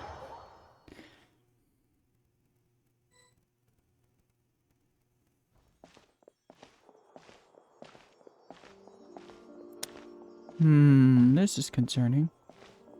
Hey, quick! Look! That's the limited edition only 16 slices a day cake! It hasn't already sold out for the day. It was so delicious the last time we tried it! Despite the tense situation we were in, let's give it another go! Paimon's sure it'll be great! We can't let anyone get ahead of us. One slice of cake, please. Someone showed up after all! Oh, wait, you're the one from the Palais Mermonia. Oh, are you here to buy cake too? It seems Monsieur Neuvillette was right. You really can eat. Wait, I don't know if that's a compliment or like an that? insult. That's right. Even he has his own preferences when it comes to food. As for me, I love the cake and coffee here. Do you come here often? Usually every day. Every day? It's part of my daily schedule, apart from work. I shall have my cake and coffee. Then what if someone told you one day that this place would be closing soon, and you wouldn't get to eat cake here anymore? What would you think? But why would it close? Well, Paimon doesn't know either, but maybe the waters will rise tomorrow. You know, like in the prophecy. Oh, the prophecy. To be honest, I haven't paid much attention to that. No, still, even if there'd be no more cake tomorrow, that wouldn't keep me from having some today. No, it's the same for eating in general. You might not be able to eat tomorrow, but if you can do so today, then you should carry on. That's what people call living, you know. Huh. Don't be sad. Excuse me, could I have 2 more slices of cake to go? These 2 slices are for you. Sijuin said that this kind of expression you're making is what humans call being sad. Ouch. Oh, you know Sijuin? I'm not surprised. I sure do. She was born before me, and she sometimes comes to the surface to teach us things about humans. Which is even weirder, because She she said looks that like a humans human. are creatures that are saddened easily, yes, and you can only lift their spirits by feeding them delicious food. So please try the cakes here. I've got something else to do, so I'll be going now. You two try to stay in a good mood after eating, all right? Bye. What is that sound effect? What was that sound effect for her hand waving? It was like the most cartoony sound effect. All right, let's dig in. Paimon's sure this cake will be delicious. It's a little concerning knowing I see in the background there's not a lot of people. Delicious than last time, and the flavor gets even better with a sip of tea. It sure would be nice if we could come again tomorrow. Sure would be And nice if we could always eat cue the sun. food here. I doubt that snap was even audible through the mic. Thank you for the bush. In my face. God. Oh, I guess like they say, cake is always the sweetest thing to enjoy in life. Office. Or whatever that expression is. I feel like I always butcher expressions or stuff like that. Because I don't know them off the top of my head like that. Wow! If it isn't the Traveler and Paimon! Oh, have you seen the article I wrote about you? Yeah, and it stinks! Nerve! You just used us to make some quick mora! Can we negotiate a profit split? Oh, you needn't worry about that. I heard that you were in Poisson some time back, so I sent you a letter to discuss just that. It appears you didn't receive it, though. It's all right, though. I've set aside the amount intended for you. I've even set the table with some food. Really? Oh, you're the best! You're almost a little too easy to win over, Paimon. If I were a journalist with ulterior motives, you'd be in trouble now, you know. Oh, Paimon knows you're not like that. Still, what brings you here all of a sudden? Were you looking for me? When Mona mentioned you, we thought of coming to see you at work. I see. It seems you've already bumped into Mona here in Fontaine. So she mentioned me? What did she say? She said that you're a real daredevil of a journalist. Nice. In which case, can this daredevil journalist dare to request an exclusive interview with the legendary Traveler and Paimon? Huh? So your article in the paper today doesn't count? Oh, of course it doesn't. That was more like live photography. What I'd like to do is dive deeper and ask you to talk about the things you've seen and experienced. I don't think you want to know all the things we have experienced. You seriously want an interview with me? Yeah, are we even qualified enough? Why not? If I say you're worth an interview, then you're worth it. But not right now, of course. I'll need a few days to prepare. Oh, Go in figure. that case, we'll just chat when you have the time then? Oh, so that's a yes? Ooh, splendid! I'll tell the editor-in-chief immediately. I'll have to apply for lighting, a venue, some props, and... Good lord. Whew, so much to get done now. Talk to you later. Wait, Charlotte, Paimon's still got a question for you. And there she goes. Hmm? And what's that? Oh, never mind. If, just for example, Fontaine were to be flooded tomorrow, what would you do today? Huh. That's the prophecy you're talking about, isn't it? I mean, I do hear about it often, but I've never once thought that the day could be tomorrow. If you're seriously asking, then I might try and think of a way to leave Fontaine. Oh, but I'm still a journalist first and foremost. That means I have a duty to be reporting from the scene. And secondly, I wouldn't forsake my homeland that easily.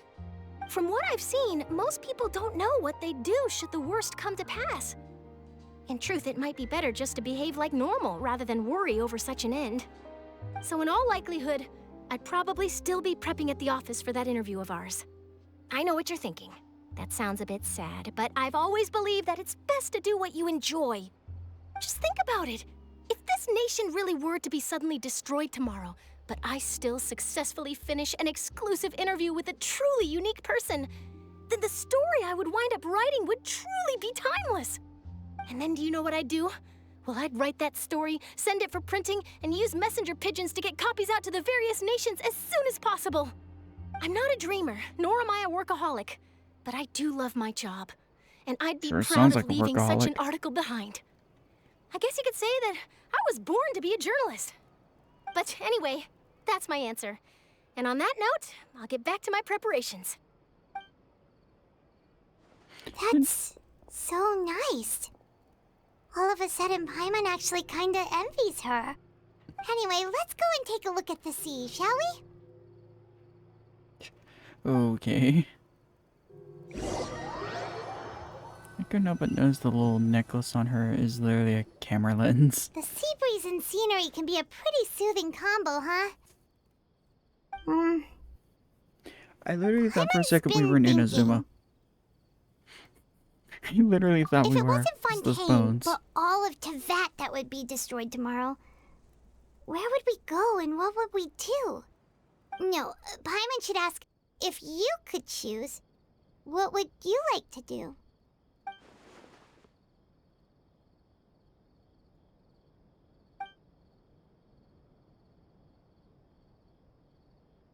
We've always been moving to the next destination, so we haven't spent much time thinking about these kinds of things. We didn't have to either, with us always being on the road and whatnot. Until that moment comes, I think I'll keep journeying on. You mean, still traveling? Yes, cherishing every single moment. Huh. Wait, isn't that what we've always been doing? Oh, like they say. The journey isn't what you set at the end. It's what happens on it.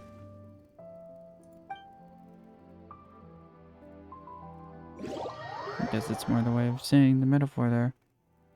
Don't worry about the end of the journey. Worry about what comes from it. Feels like you'll What grow you'll discover mold on the if you way. stay here long enough. But it's still better than the Fortress of Mirapede, that's for sure. It's not only damp there, but salty too. What? And you know what? I'm not going to question that, but So the two of you are still here. Wonderful. Oh, you're from the Palais Mermonia, aren't you? Yes, I'm Isadora. Monsieur Nervillet sent me to look for you two before. I heard that afterward you went to the Fortress of Meropide. so are you under the impression that we might be wanted criminals? Not at all. I'm well aware that you're friends of his. Actually, I'm here to pass along a message from him. Let's hear it. Yes, inside the Opera House. The Maréchaussée Phantom has declared the incident a small-scale riot. A riot?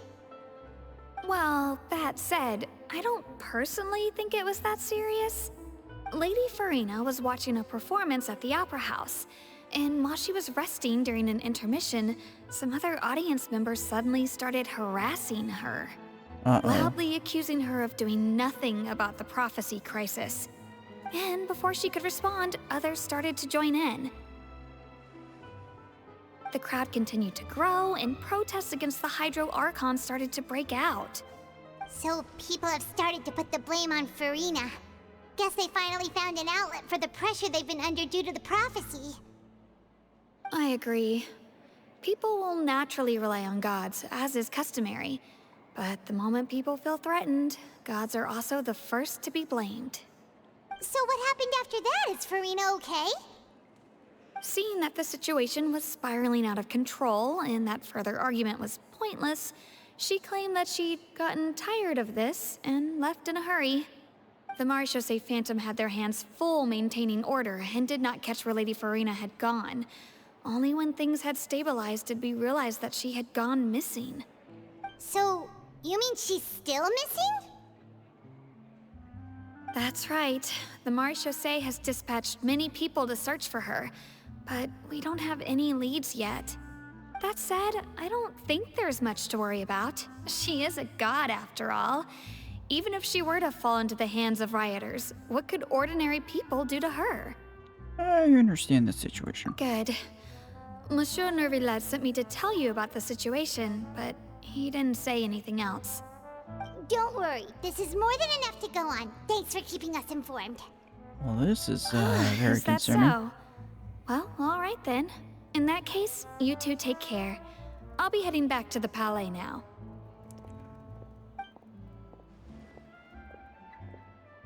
What is that Well, smug sounds like look? we should hurry over to Poisson then. Sure caught on quickly. If we know Furina, she won't try to fix things in this situation. Instead, she'll look for a place to wait out the heat. And as we also know, she may be loud and dramatic, but she doesn't have a heart of stone. Rex? When Nervillet was talking to her in the Palais Mermonia, and she heard about Poisson, she couldn't hide her sadness and remorse. It would be hard for her to ignore being accused by the public today.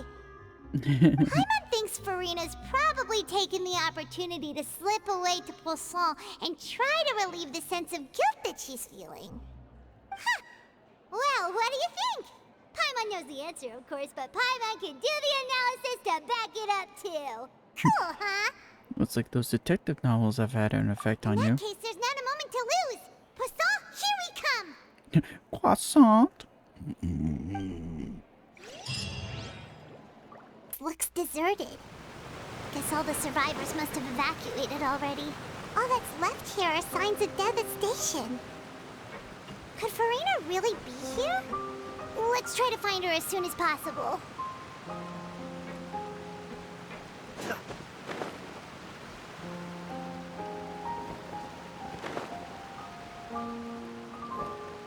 There she is.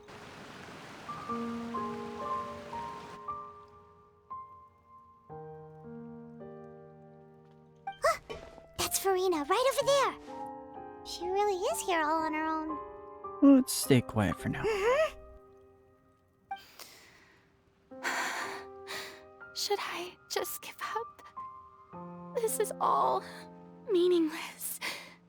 What was meant to happen did happen after all. Everyone's dead. I'm sorry. I'm so sorry. Give up, Furina. There's no point in holding out. I'm sorry. But what can I even do other than to repeat meaningless apologies over and over? Furina. Who's that? Don't worry, Furina, it's just us.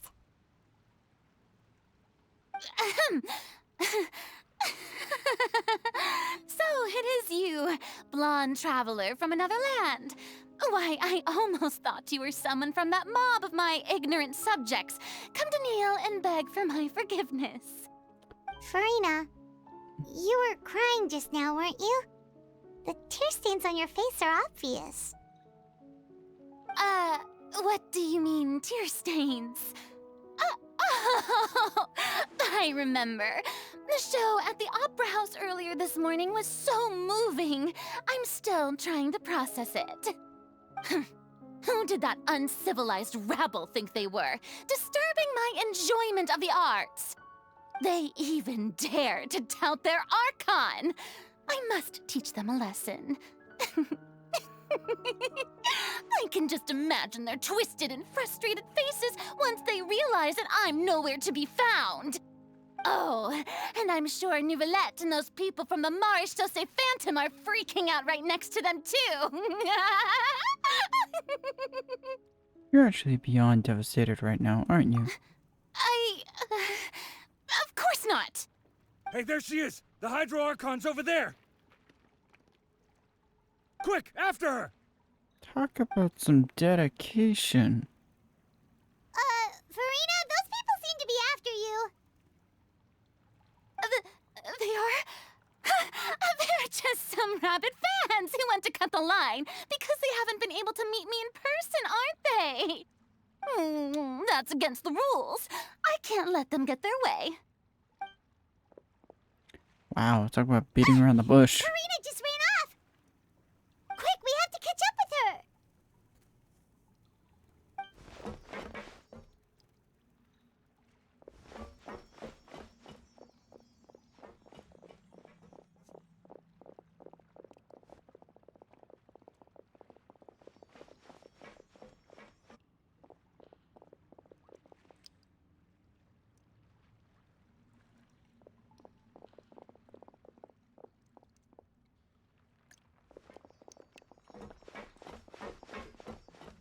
This should be the place, right? Hey, Furina! Don't shout. There's a good hiding spot over here. Quick, come to Paimon before the rest of them catch up to you. What is this place? Hurry, they're almost here. Fine. I suppose haste is warranted. Lead the way. Well, this is an impressive trap. I think it's fairly obvious that this is pretty much a good laid trap.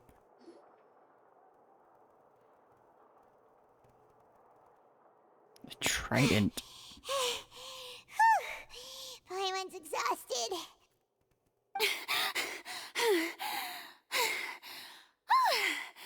I'm so tired. I totally thought they had caught me. No, I mean, I merely gave in to the sheer enthusiasm they displayed. Furina, you know this place is not what I call soundproof. You're right. Yep, that's a good girl. Uh-oh. What's happening?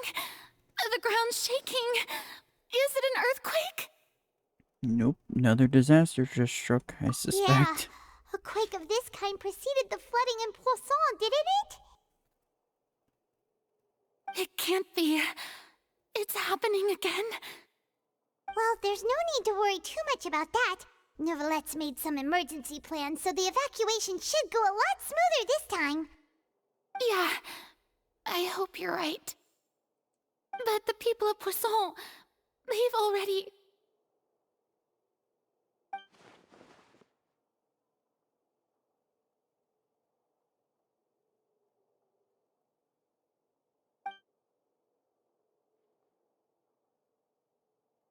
It's true.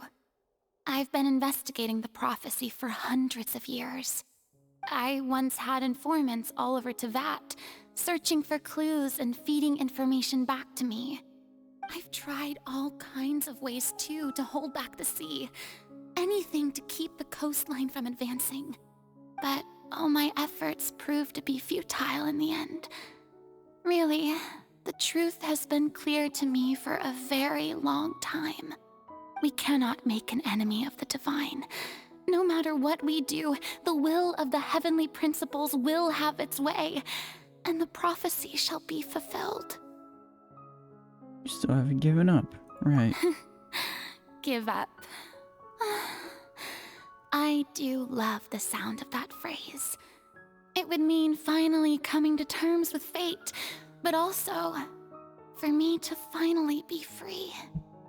But that would also mean that all hope would Indeed. disappear. I've thought about giving up so many times, especially after we almost lost Poisson. Fate is really unreasonable, isn't it? It has no heart and obeys no rules. The prophecy has only just started to come true, and so many people have already lost their lives. But just now, it all became clear to me. I still don't have the right to come to terms with fate on behalf of everyone else. As long as the final moment hasn't come, it's still not too late. Don't worry. I will keep hope alive for everyone until the very end. Well, that's enough for now. I got the impulse to play the stricken maiden, but honestly, considering my rank and station, that wasn't a good fit at all. I oughta just slap you. Don't take any of what I just said seriously. How could I possibly let Fontaine fall to the whims of trivial prophecy? Come on! Paimon could have sworn you were actually being honest just now.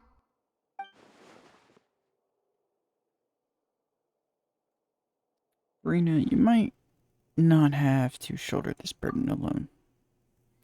Although I don't know what might be keeping you from everyone. Share my burden. That's impossible.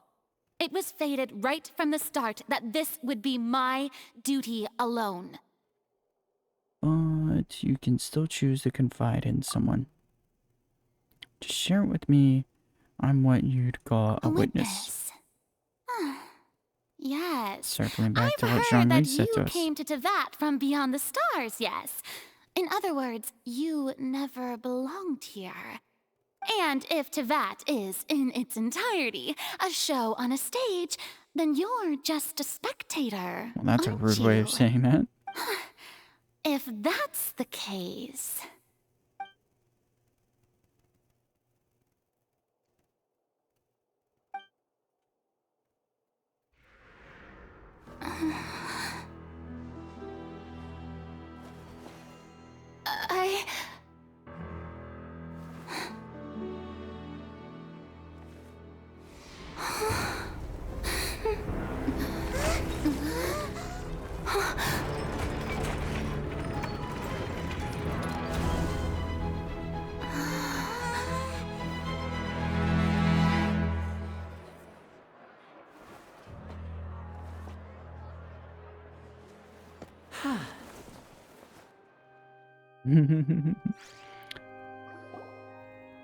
Ladies and gentlemen, What a clever this trap. concludes my opening performance.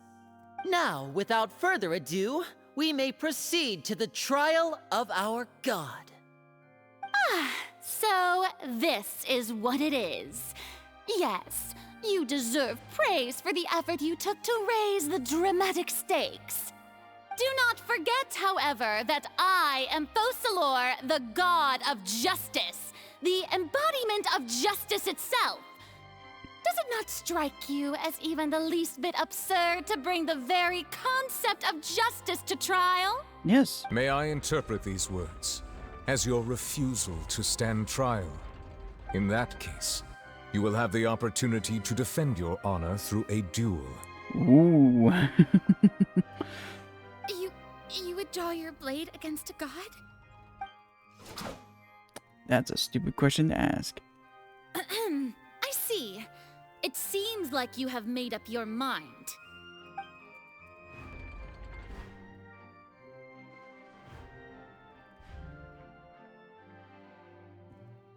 Paimon can't believe it. She just surrendered. What the heck is going on? Did I just see an Archon surrender to A human? Wow, how utterly humiliating. Lady Furina, what is the meaning of this? Shh!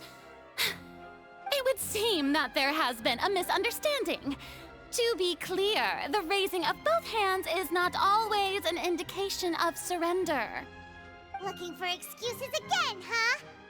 I raised my hands just now to indicate my acceptance of the trial. No duel shall be necessary. Oh my god. I will admit that I've been running away for a long time. I'm sorry, everyone. I was unable to protect the people of Poisson. It is my duty to stand trial for my crimes. You are not the only ones to be disappointed in me. I, too, am exceedingly disappointed in myself. But now, it is time for the Hydro Archon to show you her courage and resolve. I, Furina, will use this trial to show the world the true meaning of justice! This time, I will protect you. Why does this sound like such an exaggeration? Applaud and rejoice! One of the most outrageous and fantastical arcs known to the opera epiclese is now unfolding before your eyes. Who's got the Mark popcorn? my words. This shall be one of the most exhilarating and brilliant shows ever to grace the stage of Fontaine. Oh, I love that trial camera of the position. Hydro Having Archon, Nervalet high above him, high above her. Woohoo! Oh, now we're making history. Oh god. Don't encourage this, y'all. Why does it feel like Furina just took over the whole thing? Like, come on! Didn't she just get forced to stand trial for her crimes? Also, even though she's still acting super dramatic, she is taking this seriously this time, right? All right, then. Who will be my opponent in this trial?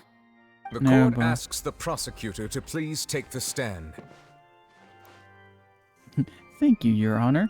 Is that so? Very well.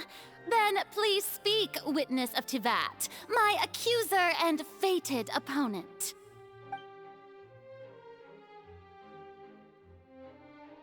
Yeah, no kidding. It still turned out like this.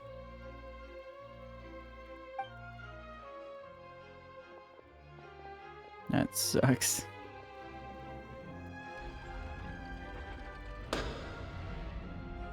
Also, please allow me to ask, as a final question before the trial begins. Just how much work did you do to force me onto this stage? Well, we did do a lot of prep after the meeting that day.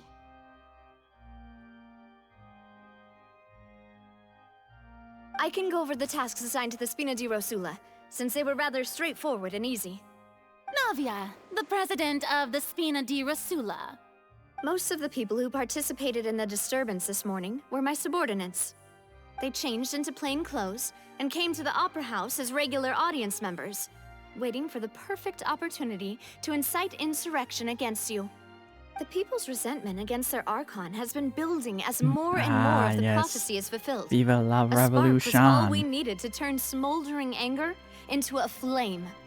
Moreover, according to our understanding and analysis of you, when something like that occurred, you would likely flee the scene and head to Poisson by yourself. So, we arranged for a second group to lie in wait there. So, you mean, the ones who scoured the settlement for me were also from the Spina? And their goal was to force you to step into the giant magic box so you may personally participate in the greatest magic performance in all of Fontainian history. That's right. That house was a magic box, rather than someone's residence. As the super ultimate version of the setup that I used when I first performed at the Opera Epiclese, the volume of the box was increased by a whole order of magnitude, and the distance it traversed was the entire gap between Poisson and Aranias. Its cargo, of course, was an Archon instead of a human. My thanks, Furina. Without your help, we could never have pulled off such an extraordinary performance. And bow. You're welcome. Or better yet, tip the hat. Of course, this performance was only made possible with Father's support. The House of the Hearth spent a massive amount of labor in Mora to pull this off. We had to select a Oh, I didn't think these location, guys- construct the giant I magic find this box, funny. dig a tunnel, and open up a path through the water. It was a lot of work for all of us. So, in other words, the earthquake that we felt within the giant magic box was just a normal tremor from the transportation of the whole house? That's right. It wasn't a sign of another disaster to come. Sorry about that. Then, I can guess Nervilette and Cloran's parts. You gathered a crowd, prepared a stage, and made sure that the champion duelist would be immediately ready for a fight. Also that as soon as I appeared on the stage, the trial may commence without a hitch. Am I right? Yes, that is correct. Well, Clorand, I must commend you for your courage. Only the most outstanding champion duelist in all of Fontaine would accept a duel with an Archon without flinching. Thank you. As for you, Traveler, I suppose your role was to keep me distracted with conversation once you found me in Poisson. You'd make sure that I didn't notice anything amiss before revealing yourself as my prosecutor once we'd arrived onto the stage. You guessed wrong. Oh? It was to give you one last chance. We hope that you share your secret with us. Is that so? Then I suppose I must have missed my final chance. It's fine. It matters not. What's done is done. The stage is already set, so there's no reason to disappoint the audience. Let's see this trial through to the very end.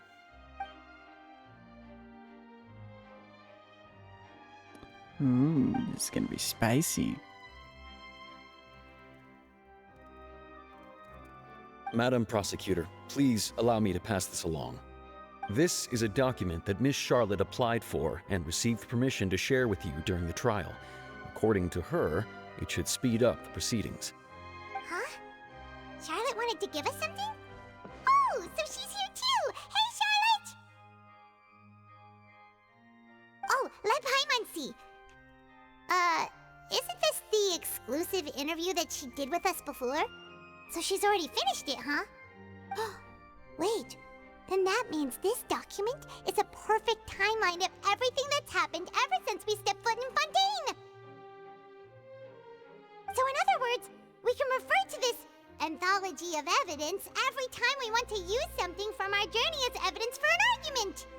Well, it's a super practical gift. Let's quickly confirm the information in it. Just think of it as a refresher, alright? Ooh, goody. You defeated the Hydro Archon in the very first duel you took part in at the Opera House. That's one for the history books, all right.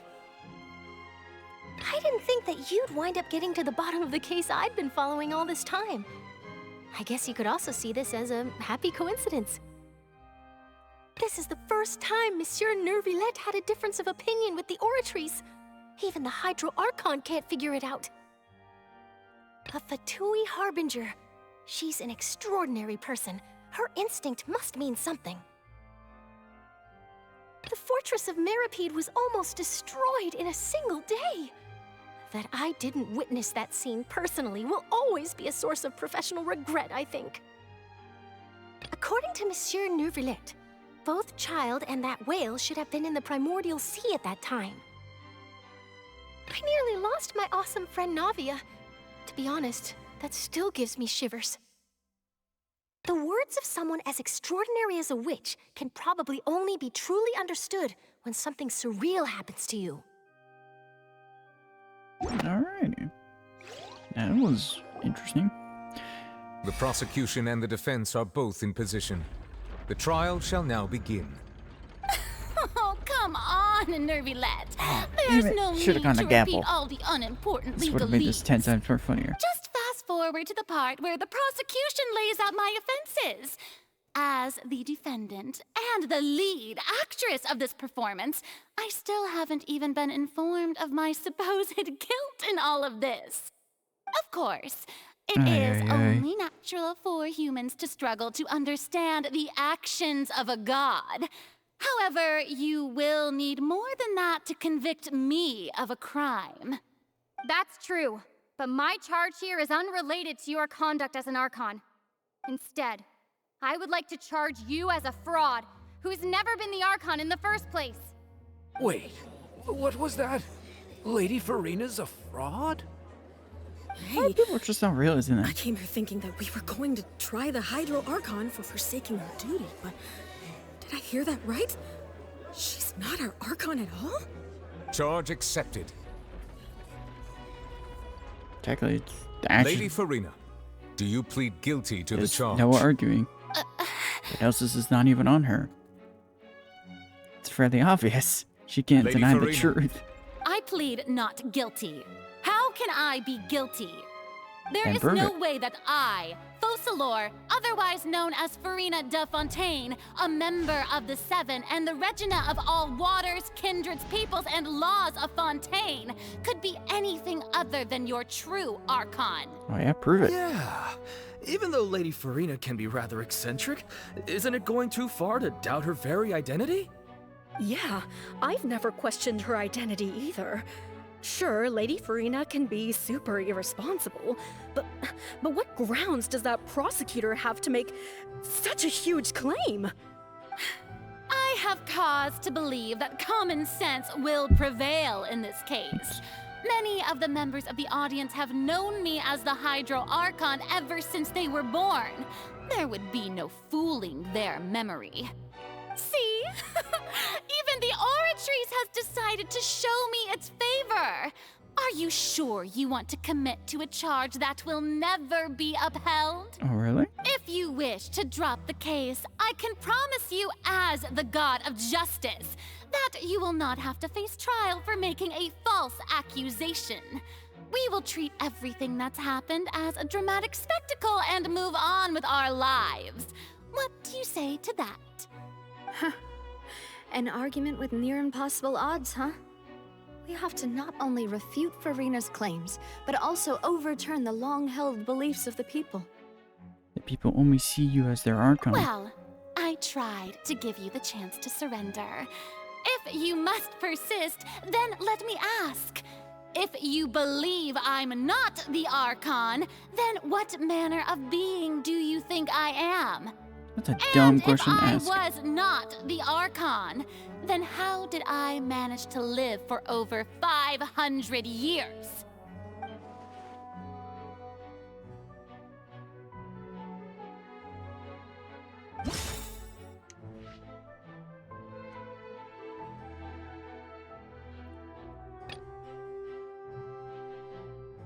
Yeah, what does that say? The name's obvious. First of all, you may be a member of another long-lived race, which would allow you to naturally possess an extended lifespan. And second of all, even if that wasn't the case, there could be other ways to extend your life. Such as a curse. Who gave you that idea? Was it the knave? You'd sink so low as to use a harbinger's words against me. What matters is the veracity of the claim. A curse? I once thought it possible that the aura of an Archon might naturally resemble a type of curse. But in light of this claim, perhaps what I sensed was not your divinity, but a curse after all. You sensed it too, huh, Nervalet? Instead of Archon, you could just be a cursed human. Lady Furina is actually a human? Well, it is true that it's extremely difficult to tell humans and gods apart just by looking at them. It's not impossible.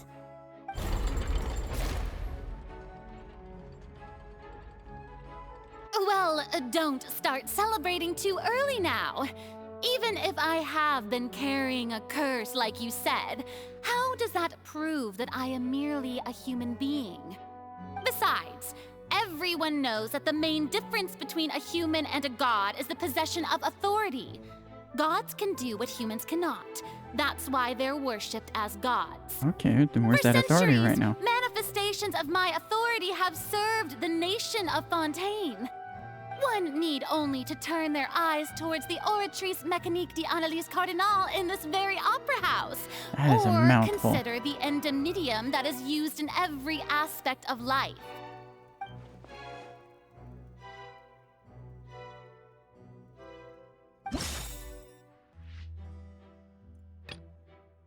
Relevant.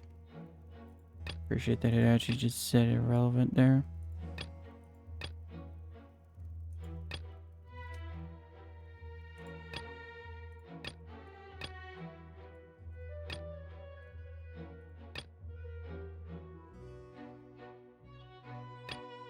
Yeah, as I'd say, that's kind of child's convictions.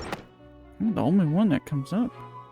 You tried to reference the Oratrice, but weren't you as confused as all the rest of us when the Oratrice declared Child to be guilty without any proof? Otherwise, you should have come up with a good explanation for that by now. Didn't I make myself clear at the time?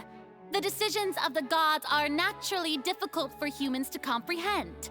There is no need to provide I was about to say, just for the point that even you don't have an Lady explanation. Furina, I believe a reminder of your current circumstances is in order. While the court is in session, the principles of justice and the law must come before all else.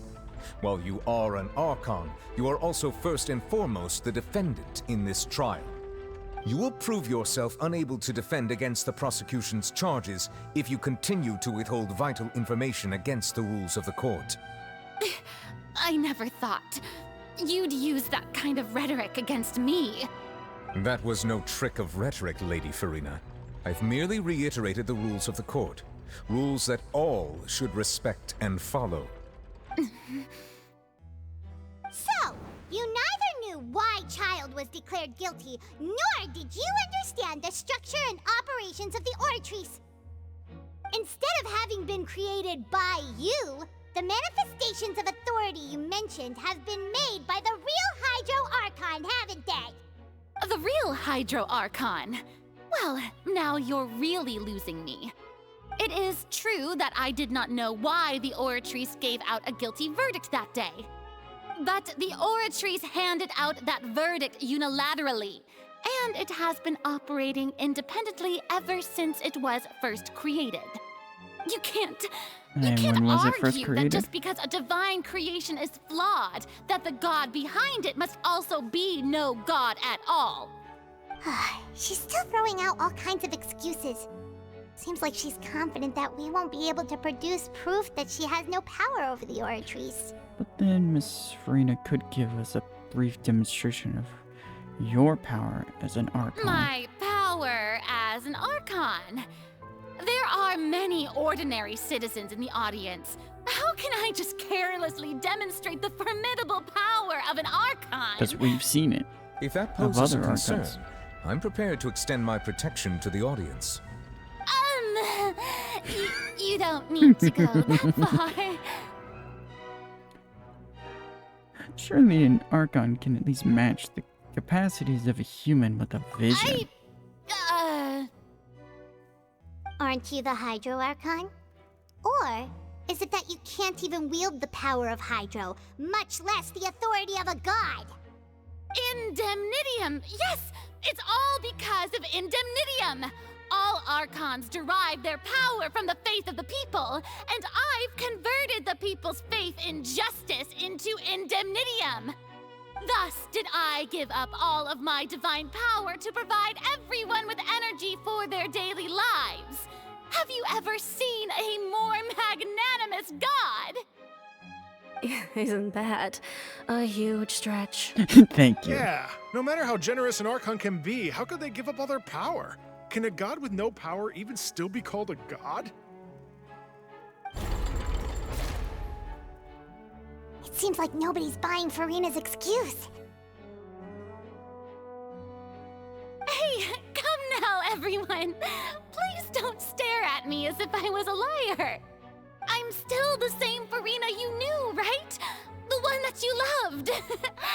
Shouldn't you want to believe in me? Please? to believe me! If what the prosecutor said is true, she really has committed a grave offense. Did she deceive all of us? And all of our parents and grandparents too? And then all of our ancestors? Ever since they were born? Enough! That's enough. Tell me then, if I'm not the real Hydro Archon, then who is? If you have no evidence of another Hydro Archon's existence, nor can you find anyone who can back up their claim to be such, then what grounds have you to say that I'm not actually the real deal? Wow, she came up with yet another argument. How can we refute her now? Seems like she really doesn't want to give up.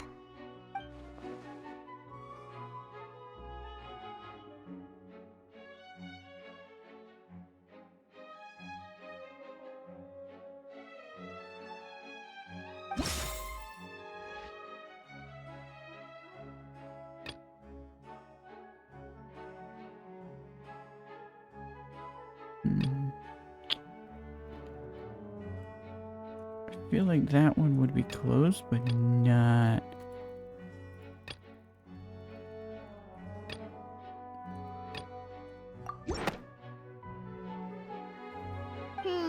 That doesn't sound right. Yeah, that's what I thought. It's either this or one of the top two. That doesn't. Yeah.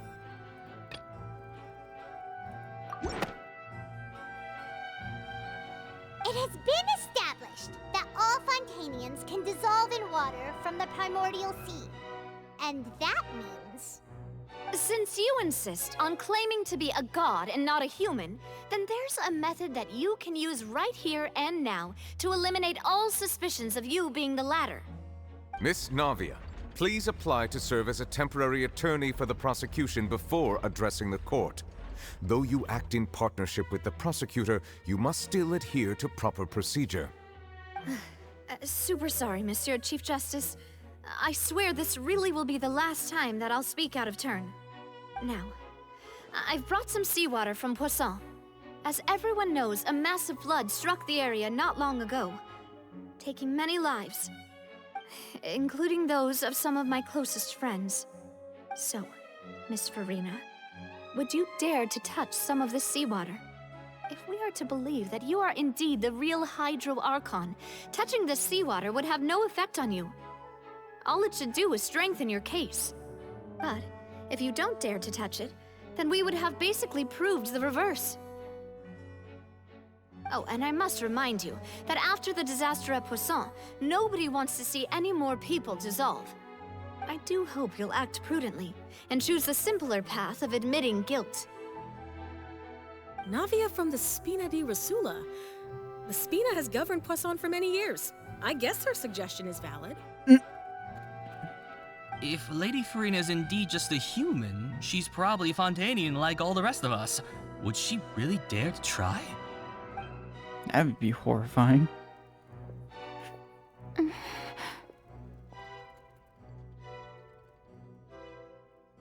Furina. Lady Furina, this test has been unilaterally proposed by the prosecution. As it falls outside the realm of standard court proceedings, you possess the right to decline participation. Is that really a good idea, doing that? Well, actually... Well, of course he had to tell her that. But refusing to participate is basically the same as a confession of guilt. Yeah, fair enough. She's just staring at the water without saying a single word. It really does seem like she's quite terrified of it. That could only mean... What's going on? Is she really planning to... that's not what we thought she would... Due to the inherent risk of the test, Lady Furina, you may... Hey! She actually did it. Alright, don't need to be over dramatic. I'm fine! Look! Look at me, everyone! My hand is still here! I haven't been dissolved! Will you believe me now? I really am your Archon! I'm nothing like a normal human who would fall apart as soon as they touch this water. Really, was this not the most obvious thing in the world? Miss Siegewin? If you are present, Miss Siegewin, please come forward and attend to the defendant. Ooh. The Uno reverse. It'll just take a few seconds. Let me see. That should be enough. Please announce the results of your evaluation to the court, Miss Siegewin. As everyone doubtlessly saw, Miss Furina was displaying symptoms of hyperventilation and flushed skin. These indicate that she was experiencing the adverse effects of exposure to primordial seawater. The extent to which she was affected is the same as other humans when exposed to primordial seawater of a similar concentration. Thank you, Miss Siegewin. Lady Furina, you may return to the defendant's stand. Oh wait, what did she just say? I didn't get dissolved. Shouldn't that be enough to prove my innocence? But it still doesn't prove it. Considering your tendency to run from your problems, we did originally prepare a direct sample of the seawater around Poisson.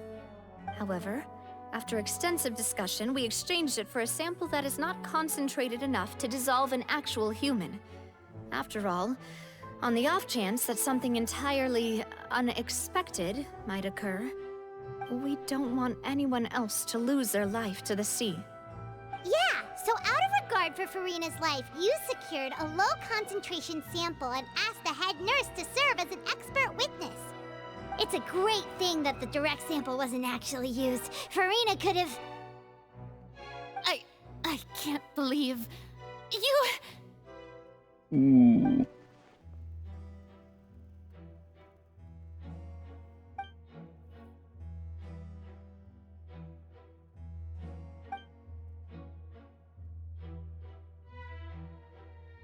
Listen to me, everyone. Please don't give me such cold and disdainful looks. What happened just now didn't prove a single thing. Think about it. How can you conclusively prove that an Archon can't also be affected by the primordial seawater? Also, if I was really just a human, why would I dare to just put my hand in that kind of water?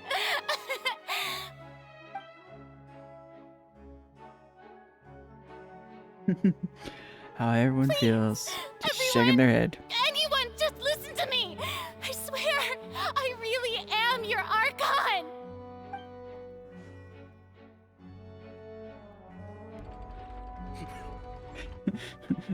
That's when you know you're done. When Nervalette ain't paying attention to you. I don't think anything she says at this point will sway anyone. The odds are just too stacked against her now. With all the things that have been said, Paimon doesn't think there's any way left for Furina to win. I believe the time for arguments and presentation of evidence has come to an end. If there are no objections, we will move on to the final judgment. Ooh. This is about to be interesting. I don't think anything she says at this point will sway her. She's too stacked against her now. I wouldn't do anything stupid.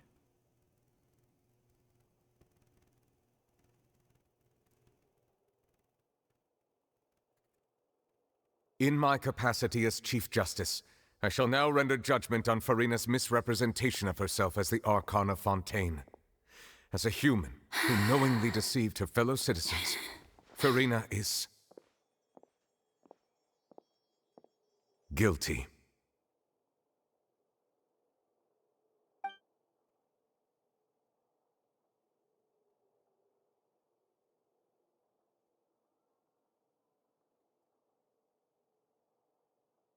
We shall now turn to the Oratrice Mécanique d'Analyse Cardinale to render the final verdict on the charges. Watch it be the opposite.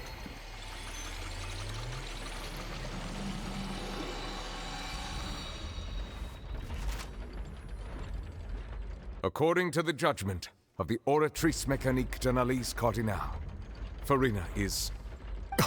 not guilty. Well, what's wrong? What's the Oratrice's Did the Orchards just declare Furina to be No. innocent? The Oratrice also displays a guilty verdict. Isn't that correct then? Was more expecting However, innocent. The exact wording of the verdict is thus. The Hydro Archon, guilty, to be punished via the death sentence. Okay. The death sentence? That's actually one of the available sentences? I've always thought that it was just a myth. The one and only time the death sentence has been handed out at the court, and it's been given to the very person we've worshipped as the god of justice? What an unexpected twist. Furina's been sentenced to death by the Oratrice? We just wanted to use the trial to show her the seriousness of things so she'd tell us the truth. How did things escalate Wow, this quickly? that took a This deep end of outcome a is turn. indeed quite strange.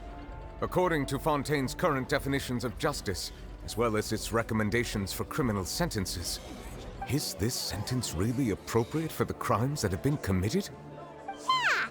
Even Vache wasn't sentenced to death by the Oratrice. He still got death. You know, the real evil mastermind behind the serial disappearances case. Instead of Furina, the Orchards rendered judgment on the Hydro Archon. Indeed. Not only is Furina's sentence overly excessive, the very point of our trial today was also to prove that Furina has never been the Hydro Archon in the first place. But now, the Oratrice seems to have deliberately invoked the title of the Hydro Archon. What does this mean?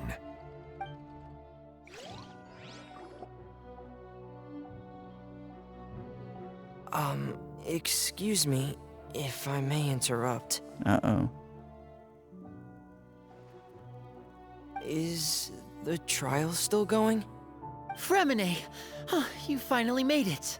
I assume this means you've completed your mission? Mm-hmm. Any mission Father assigns to me will always be top priority. Well, break the news, kid. Is that the first prophecy slate? Huh. So the knave privately arranged for Fremine to try and find the missing slate. I looked everywhere and finally found it at the bottom of the sea. It took me a long time to get around some dangerous stretches of water. But has the trial already concluded? Then doesn't that mean I've come too late? Oh no. Father will be disappointed in me. It's still not too late for you to shine.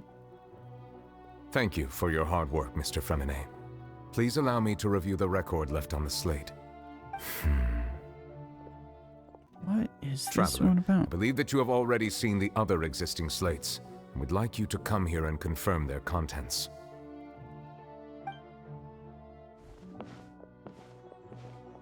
Huh?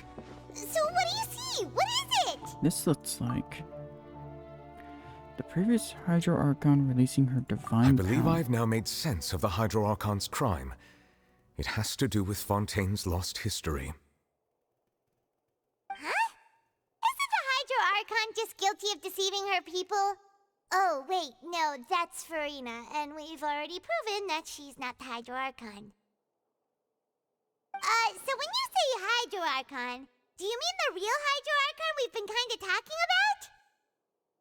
In truth, everything that you've encountered in Fontaine up until this point can be traced back to the contents of these stone slates. However, I'm uncertain as to how much sense they currently make to you. An association between the contents of the slates and the events in real life. Okay, let's try to recall the contents of the other 3 stone slates. Paimon will do her best to help you remember.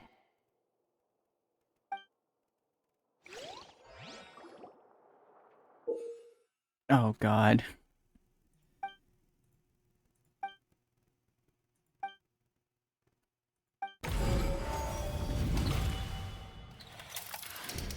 The first stone slate describes what you just said. It seems to show the previous Hydro Archon using her divine power, and then the Oceanids turn into humans. Does that mean that Fontainians are transformed Oceanids? Oh, Paimon wasn't expecting that. But If Oceanids can turn into humans, then perhaps this process can be reversed as well. Yeah. The second stone slate shows Celestia floating in the sky, and the Hydro Archon and her people worshipping it together. But the heavens still brought judgment down upon them. This must be the point when the Hydro Archon and the Fontainians were branded with their original sin. Does this mean that the original sin and the Hydro Archon sin are the same thing? The third slate shows the Hydro Archon sinking into the sea surrounded by many people. That reminds Paimon, didn't we also watch that happen to someone else? Well, the fourth slate is the prophecy the Fontainians have been talking about. People dissolving into the sea, the Hydro Archon crying on her throne, and so on. We didn't believe that such a crazy disaster could happen at first, did we? But after that incident, it was just a question of when and not if.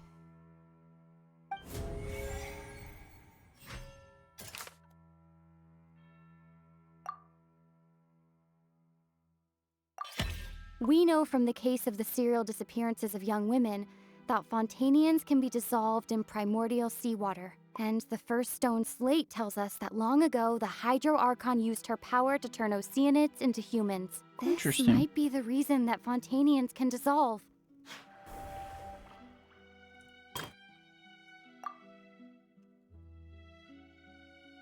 Perhaps what is about to take place has all happened before. The true sin of the Hydro Archon that Nervilette mentioned, and the original sin cast down on the people of Fontaine by Celestia, as recorded on the stone slates.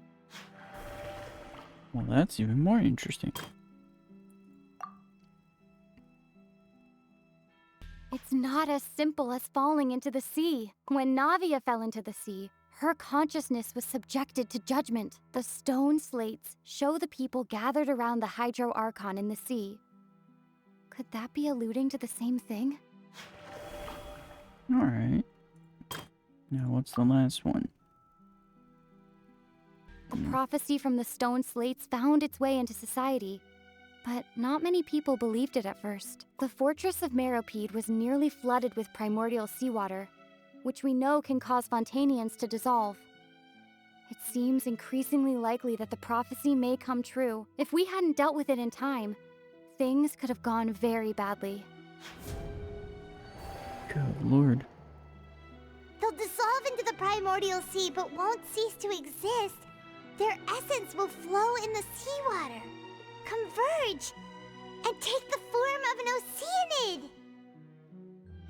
Well, that's just dark. The Hydro Archon was sentenced to death in court, shocking everyone present. Perhaps this means that her sin was actually Fontaine's original sin. Navia fell into the water inside those ruins, and she nearly dissolved. She was surrounded by the people of Poisson in a court within her consciousness, and was forced to take part in a trial meant to make her stay. The eruption of the primordial sea at the fortress of Meropide was the surest sign that the prophecy was about to come to pass no matter what. The prophecy's contents can all be verified by recent events. If we combine what we know together, loads of truths should come to light.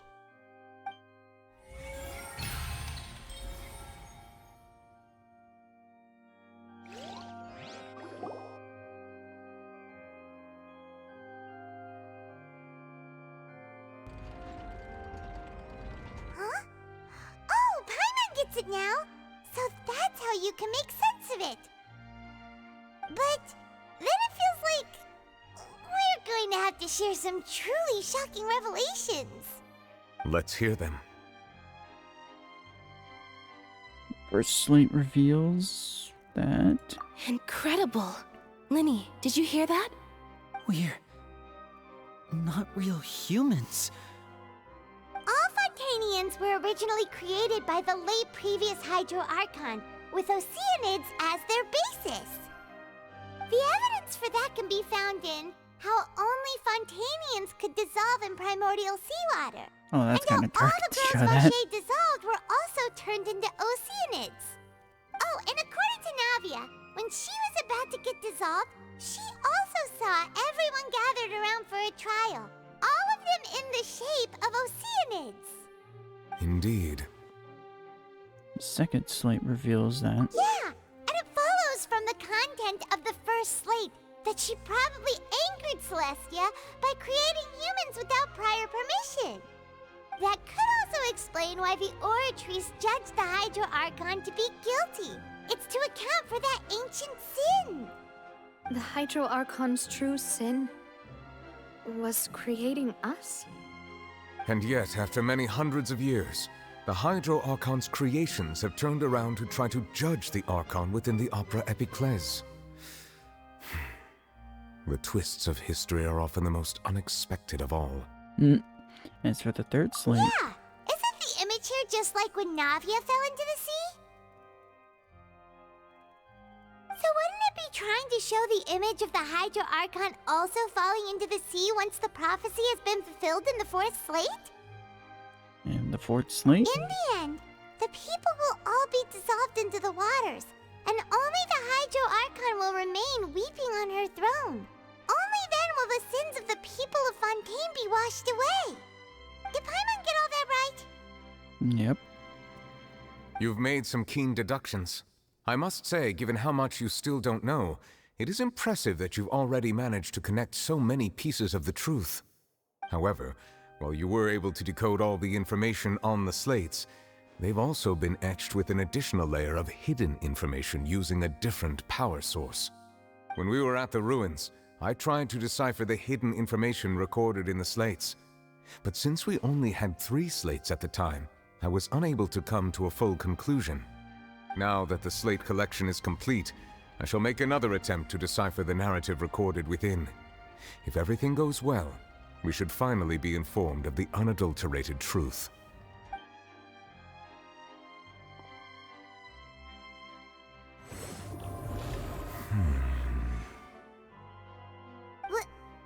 Well? Did you get it? I believe I should share this truth not only with you, but with all the people of Fontaine as well. I will try to briefly summarize it for you.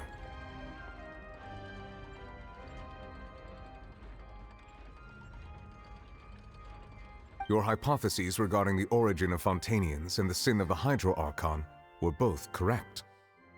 In the Fontaine of old, the previous Hydro Archon sensed the yearning of her Oceanid familiars for life on land.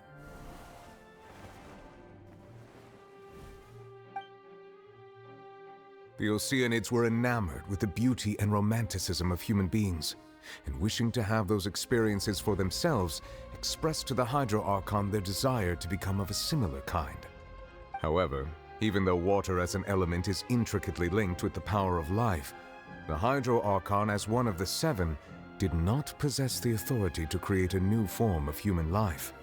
Not one to give in, she eventually found a way to create permanent humanoid bodies for her familiars by appropriating the power of this planet's primordial sea.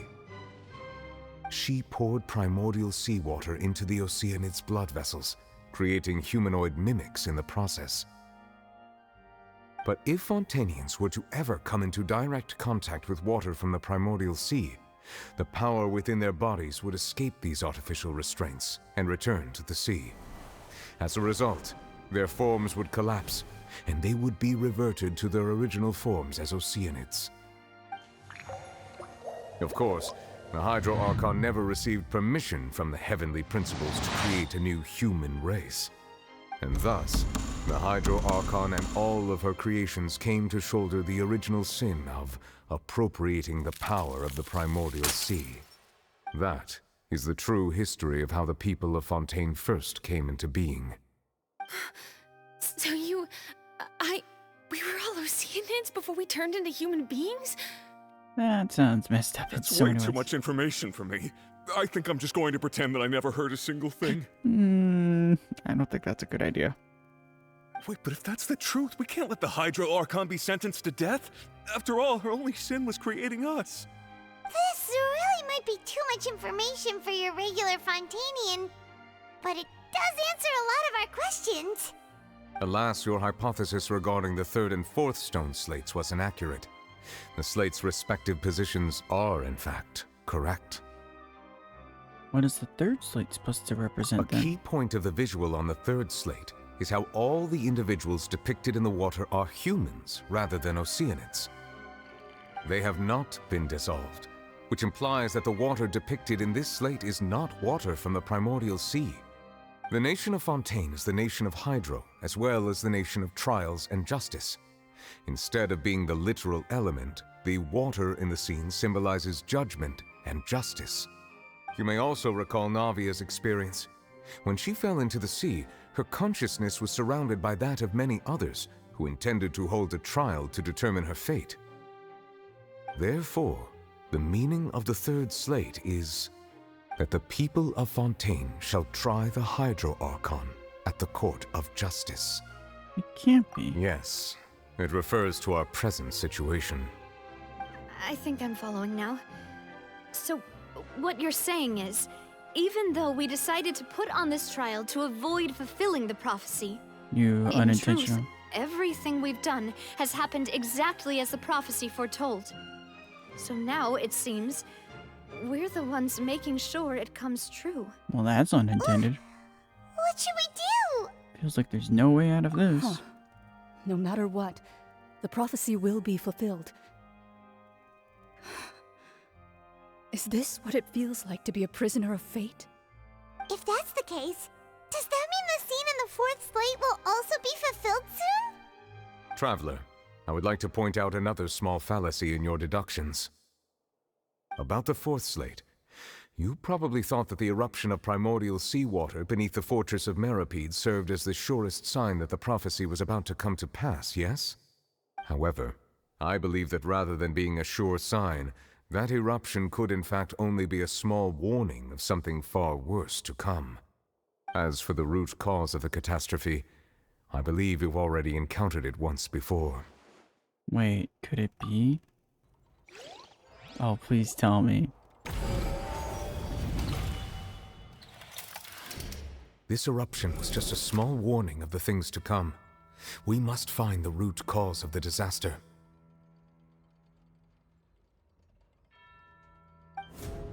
Oh my god, really?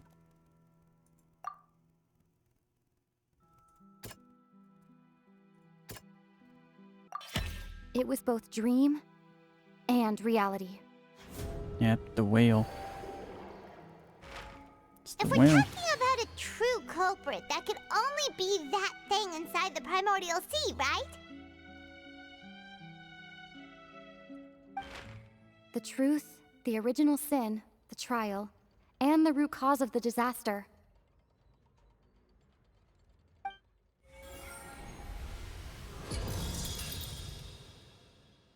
I feel concerned now.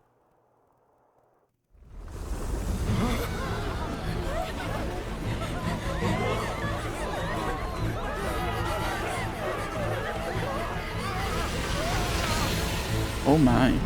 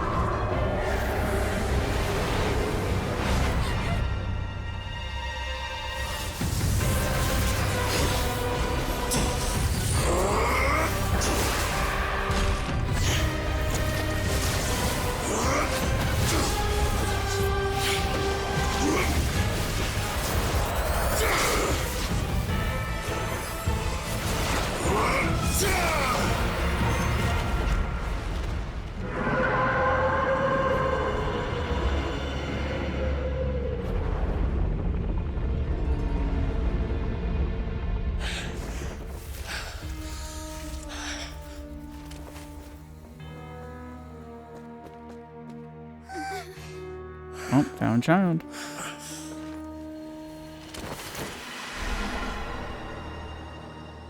And there he goes.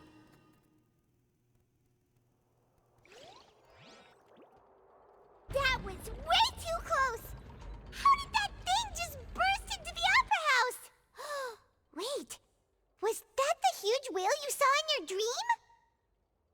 That's right.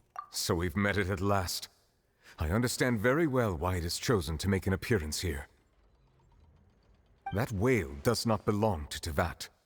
It is a monster that has traversed the stars, weeping all the while. It has been greedily consuming the energy from the planet's primordial sea, using it to grow. That is the main cause for the rising sea levels. And once it has finished consuming all of the energy contained within the sea, its next step will be... You said that when the Hydro Archon first created Fontainians out of Oceanids, she filled their blood vessels with primordial seawater. Precisely. That whale finds the blood of Fontainians nigh impossible to resist. Therefore, when it left the primordial sea, it decided to make its next stop a packed opera house full of food. Food in the form of Fontainians. We just barely managed to push it back, right? In that case, won't it come back to target the people again once it's managed to recover its strength? That is correct. Indeed, it is more accurate to say that we should thank that Harbinger for buying us some time. Without him, the whale would have likely come onto land far sooner. From the way he looked, he must have been fighting the creature for quite a long time. That battle maniac. We've always known that he had a special connection with that whale, but we definitely didn't expect it to help us out like this. Anyway, now that we know that this whale is the actual cause of the disaster recorded in the prophecy, all we need to do to stop the prophecy would be to find a way to beat it up, right? It is too late. What do you mean? It had already absorbed too much of the primordial sea's energy before we could notice it. At this point, it has become practically integrated with the sea itself. So even if the killing it would entirety be a of bad Teyvat idea. were to be destroyed, it could still survive and swim off towards some other world. That's not something I will accept. We've already done everything we can, and we even found the true culprit. We've come so far. You can't just tell me that the last hurdle is some impossible foe. That's just not fair. Indeed, that's not how a grand performance should end. I'll fight it to the end, no matter what. So the prophecy will be fulfilled no matter what, huh?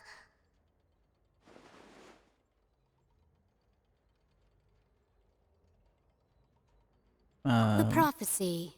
Yes, what has been prophesied will be fulfilled. Thank you, Ed. You may view such things as the history of the future.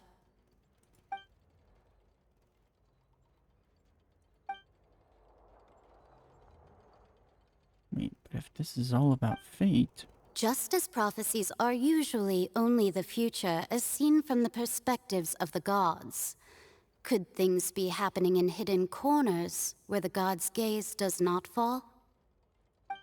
Ultimately, fate shall serve as your only guide, no matter what will happen in Teyvat's future. All Oops.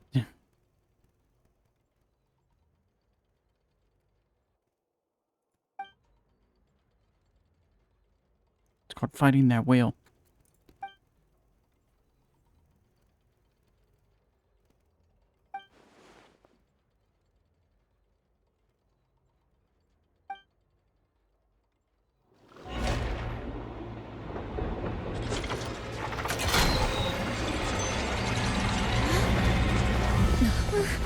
What's happening with the oratories? I believe it is preparing to carry out the death sentence.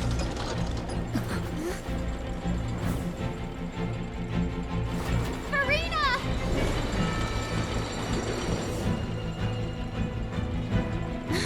No, I still need answers.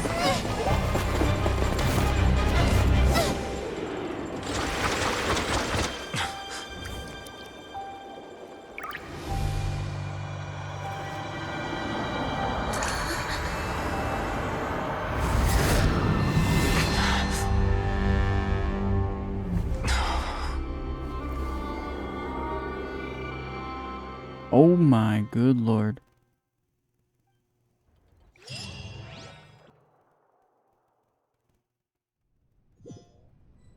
We still going. Good lord.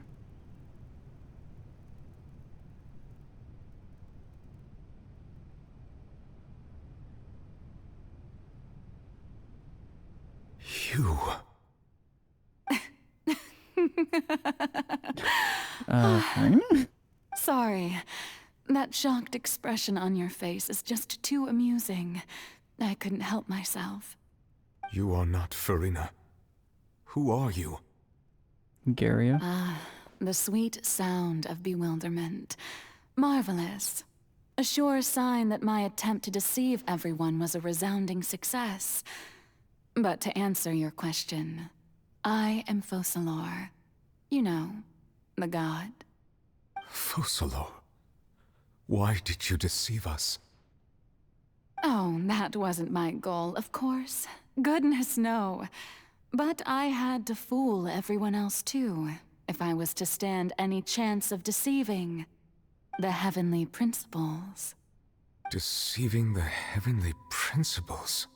It's all because of that pernicious prophecy. Dreadful, wasn't it? Everyone doomed to dissolve. Fontaine condemned to be flooded. One was not amused. In fact, one was positively bemused when that problem was thrust upon me by my dearest predecessor. That's the former Hydro Archon Egeria, for the uninitiated. It hardly gets more disastrous than a preordained national catastrophe, now does it? She knew full well that the prophecy would surely come to pass.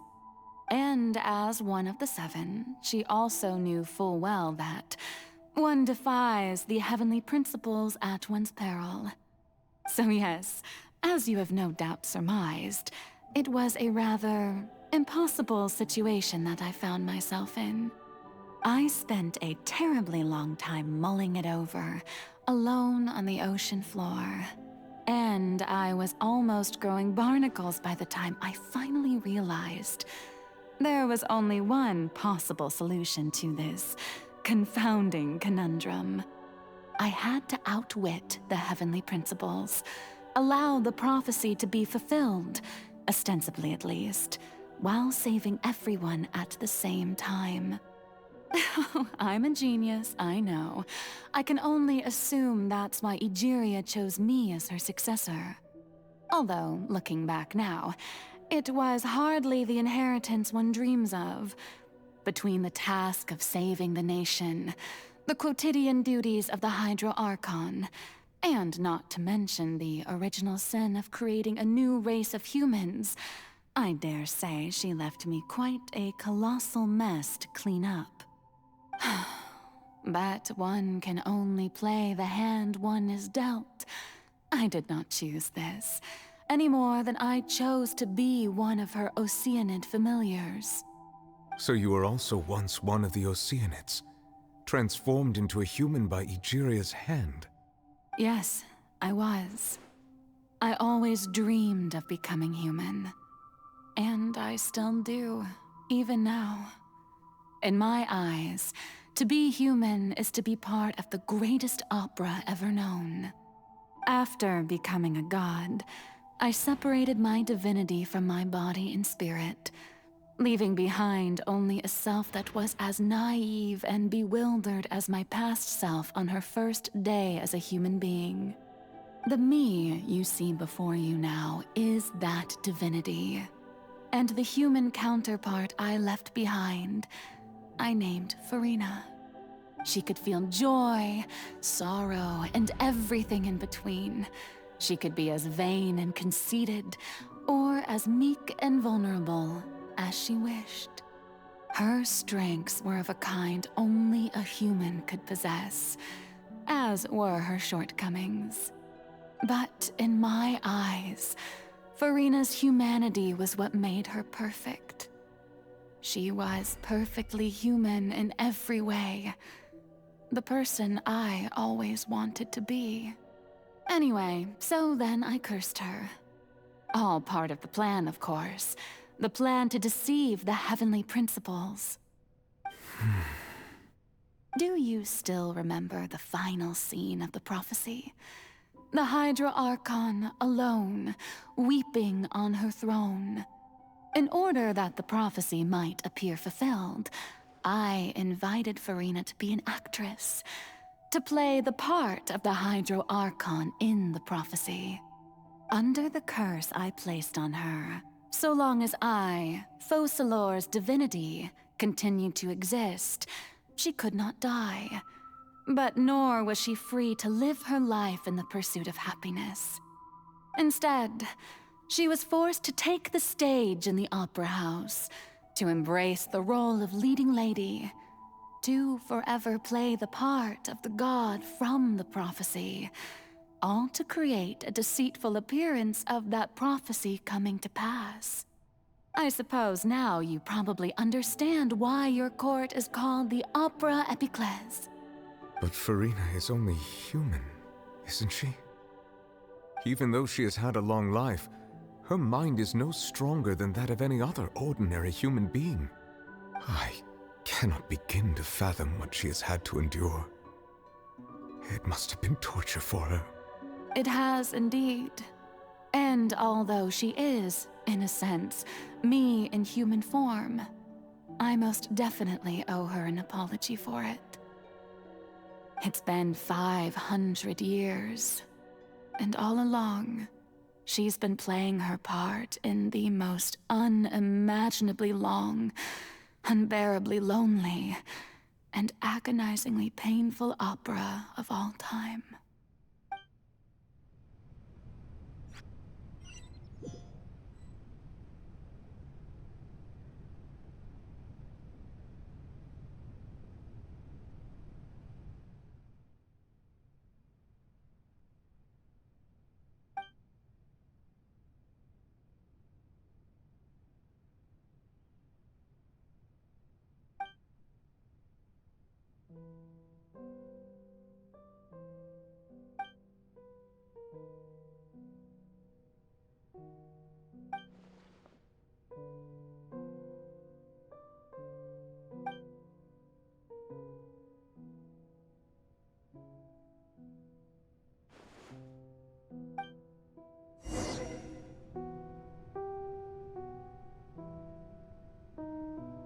Okay.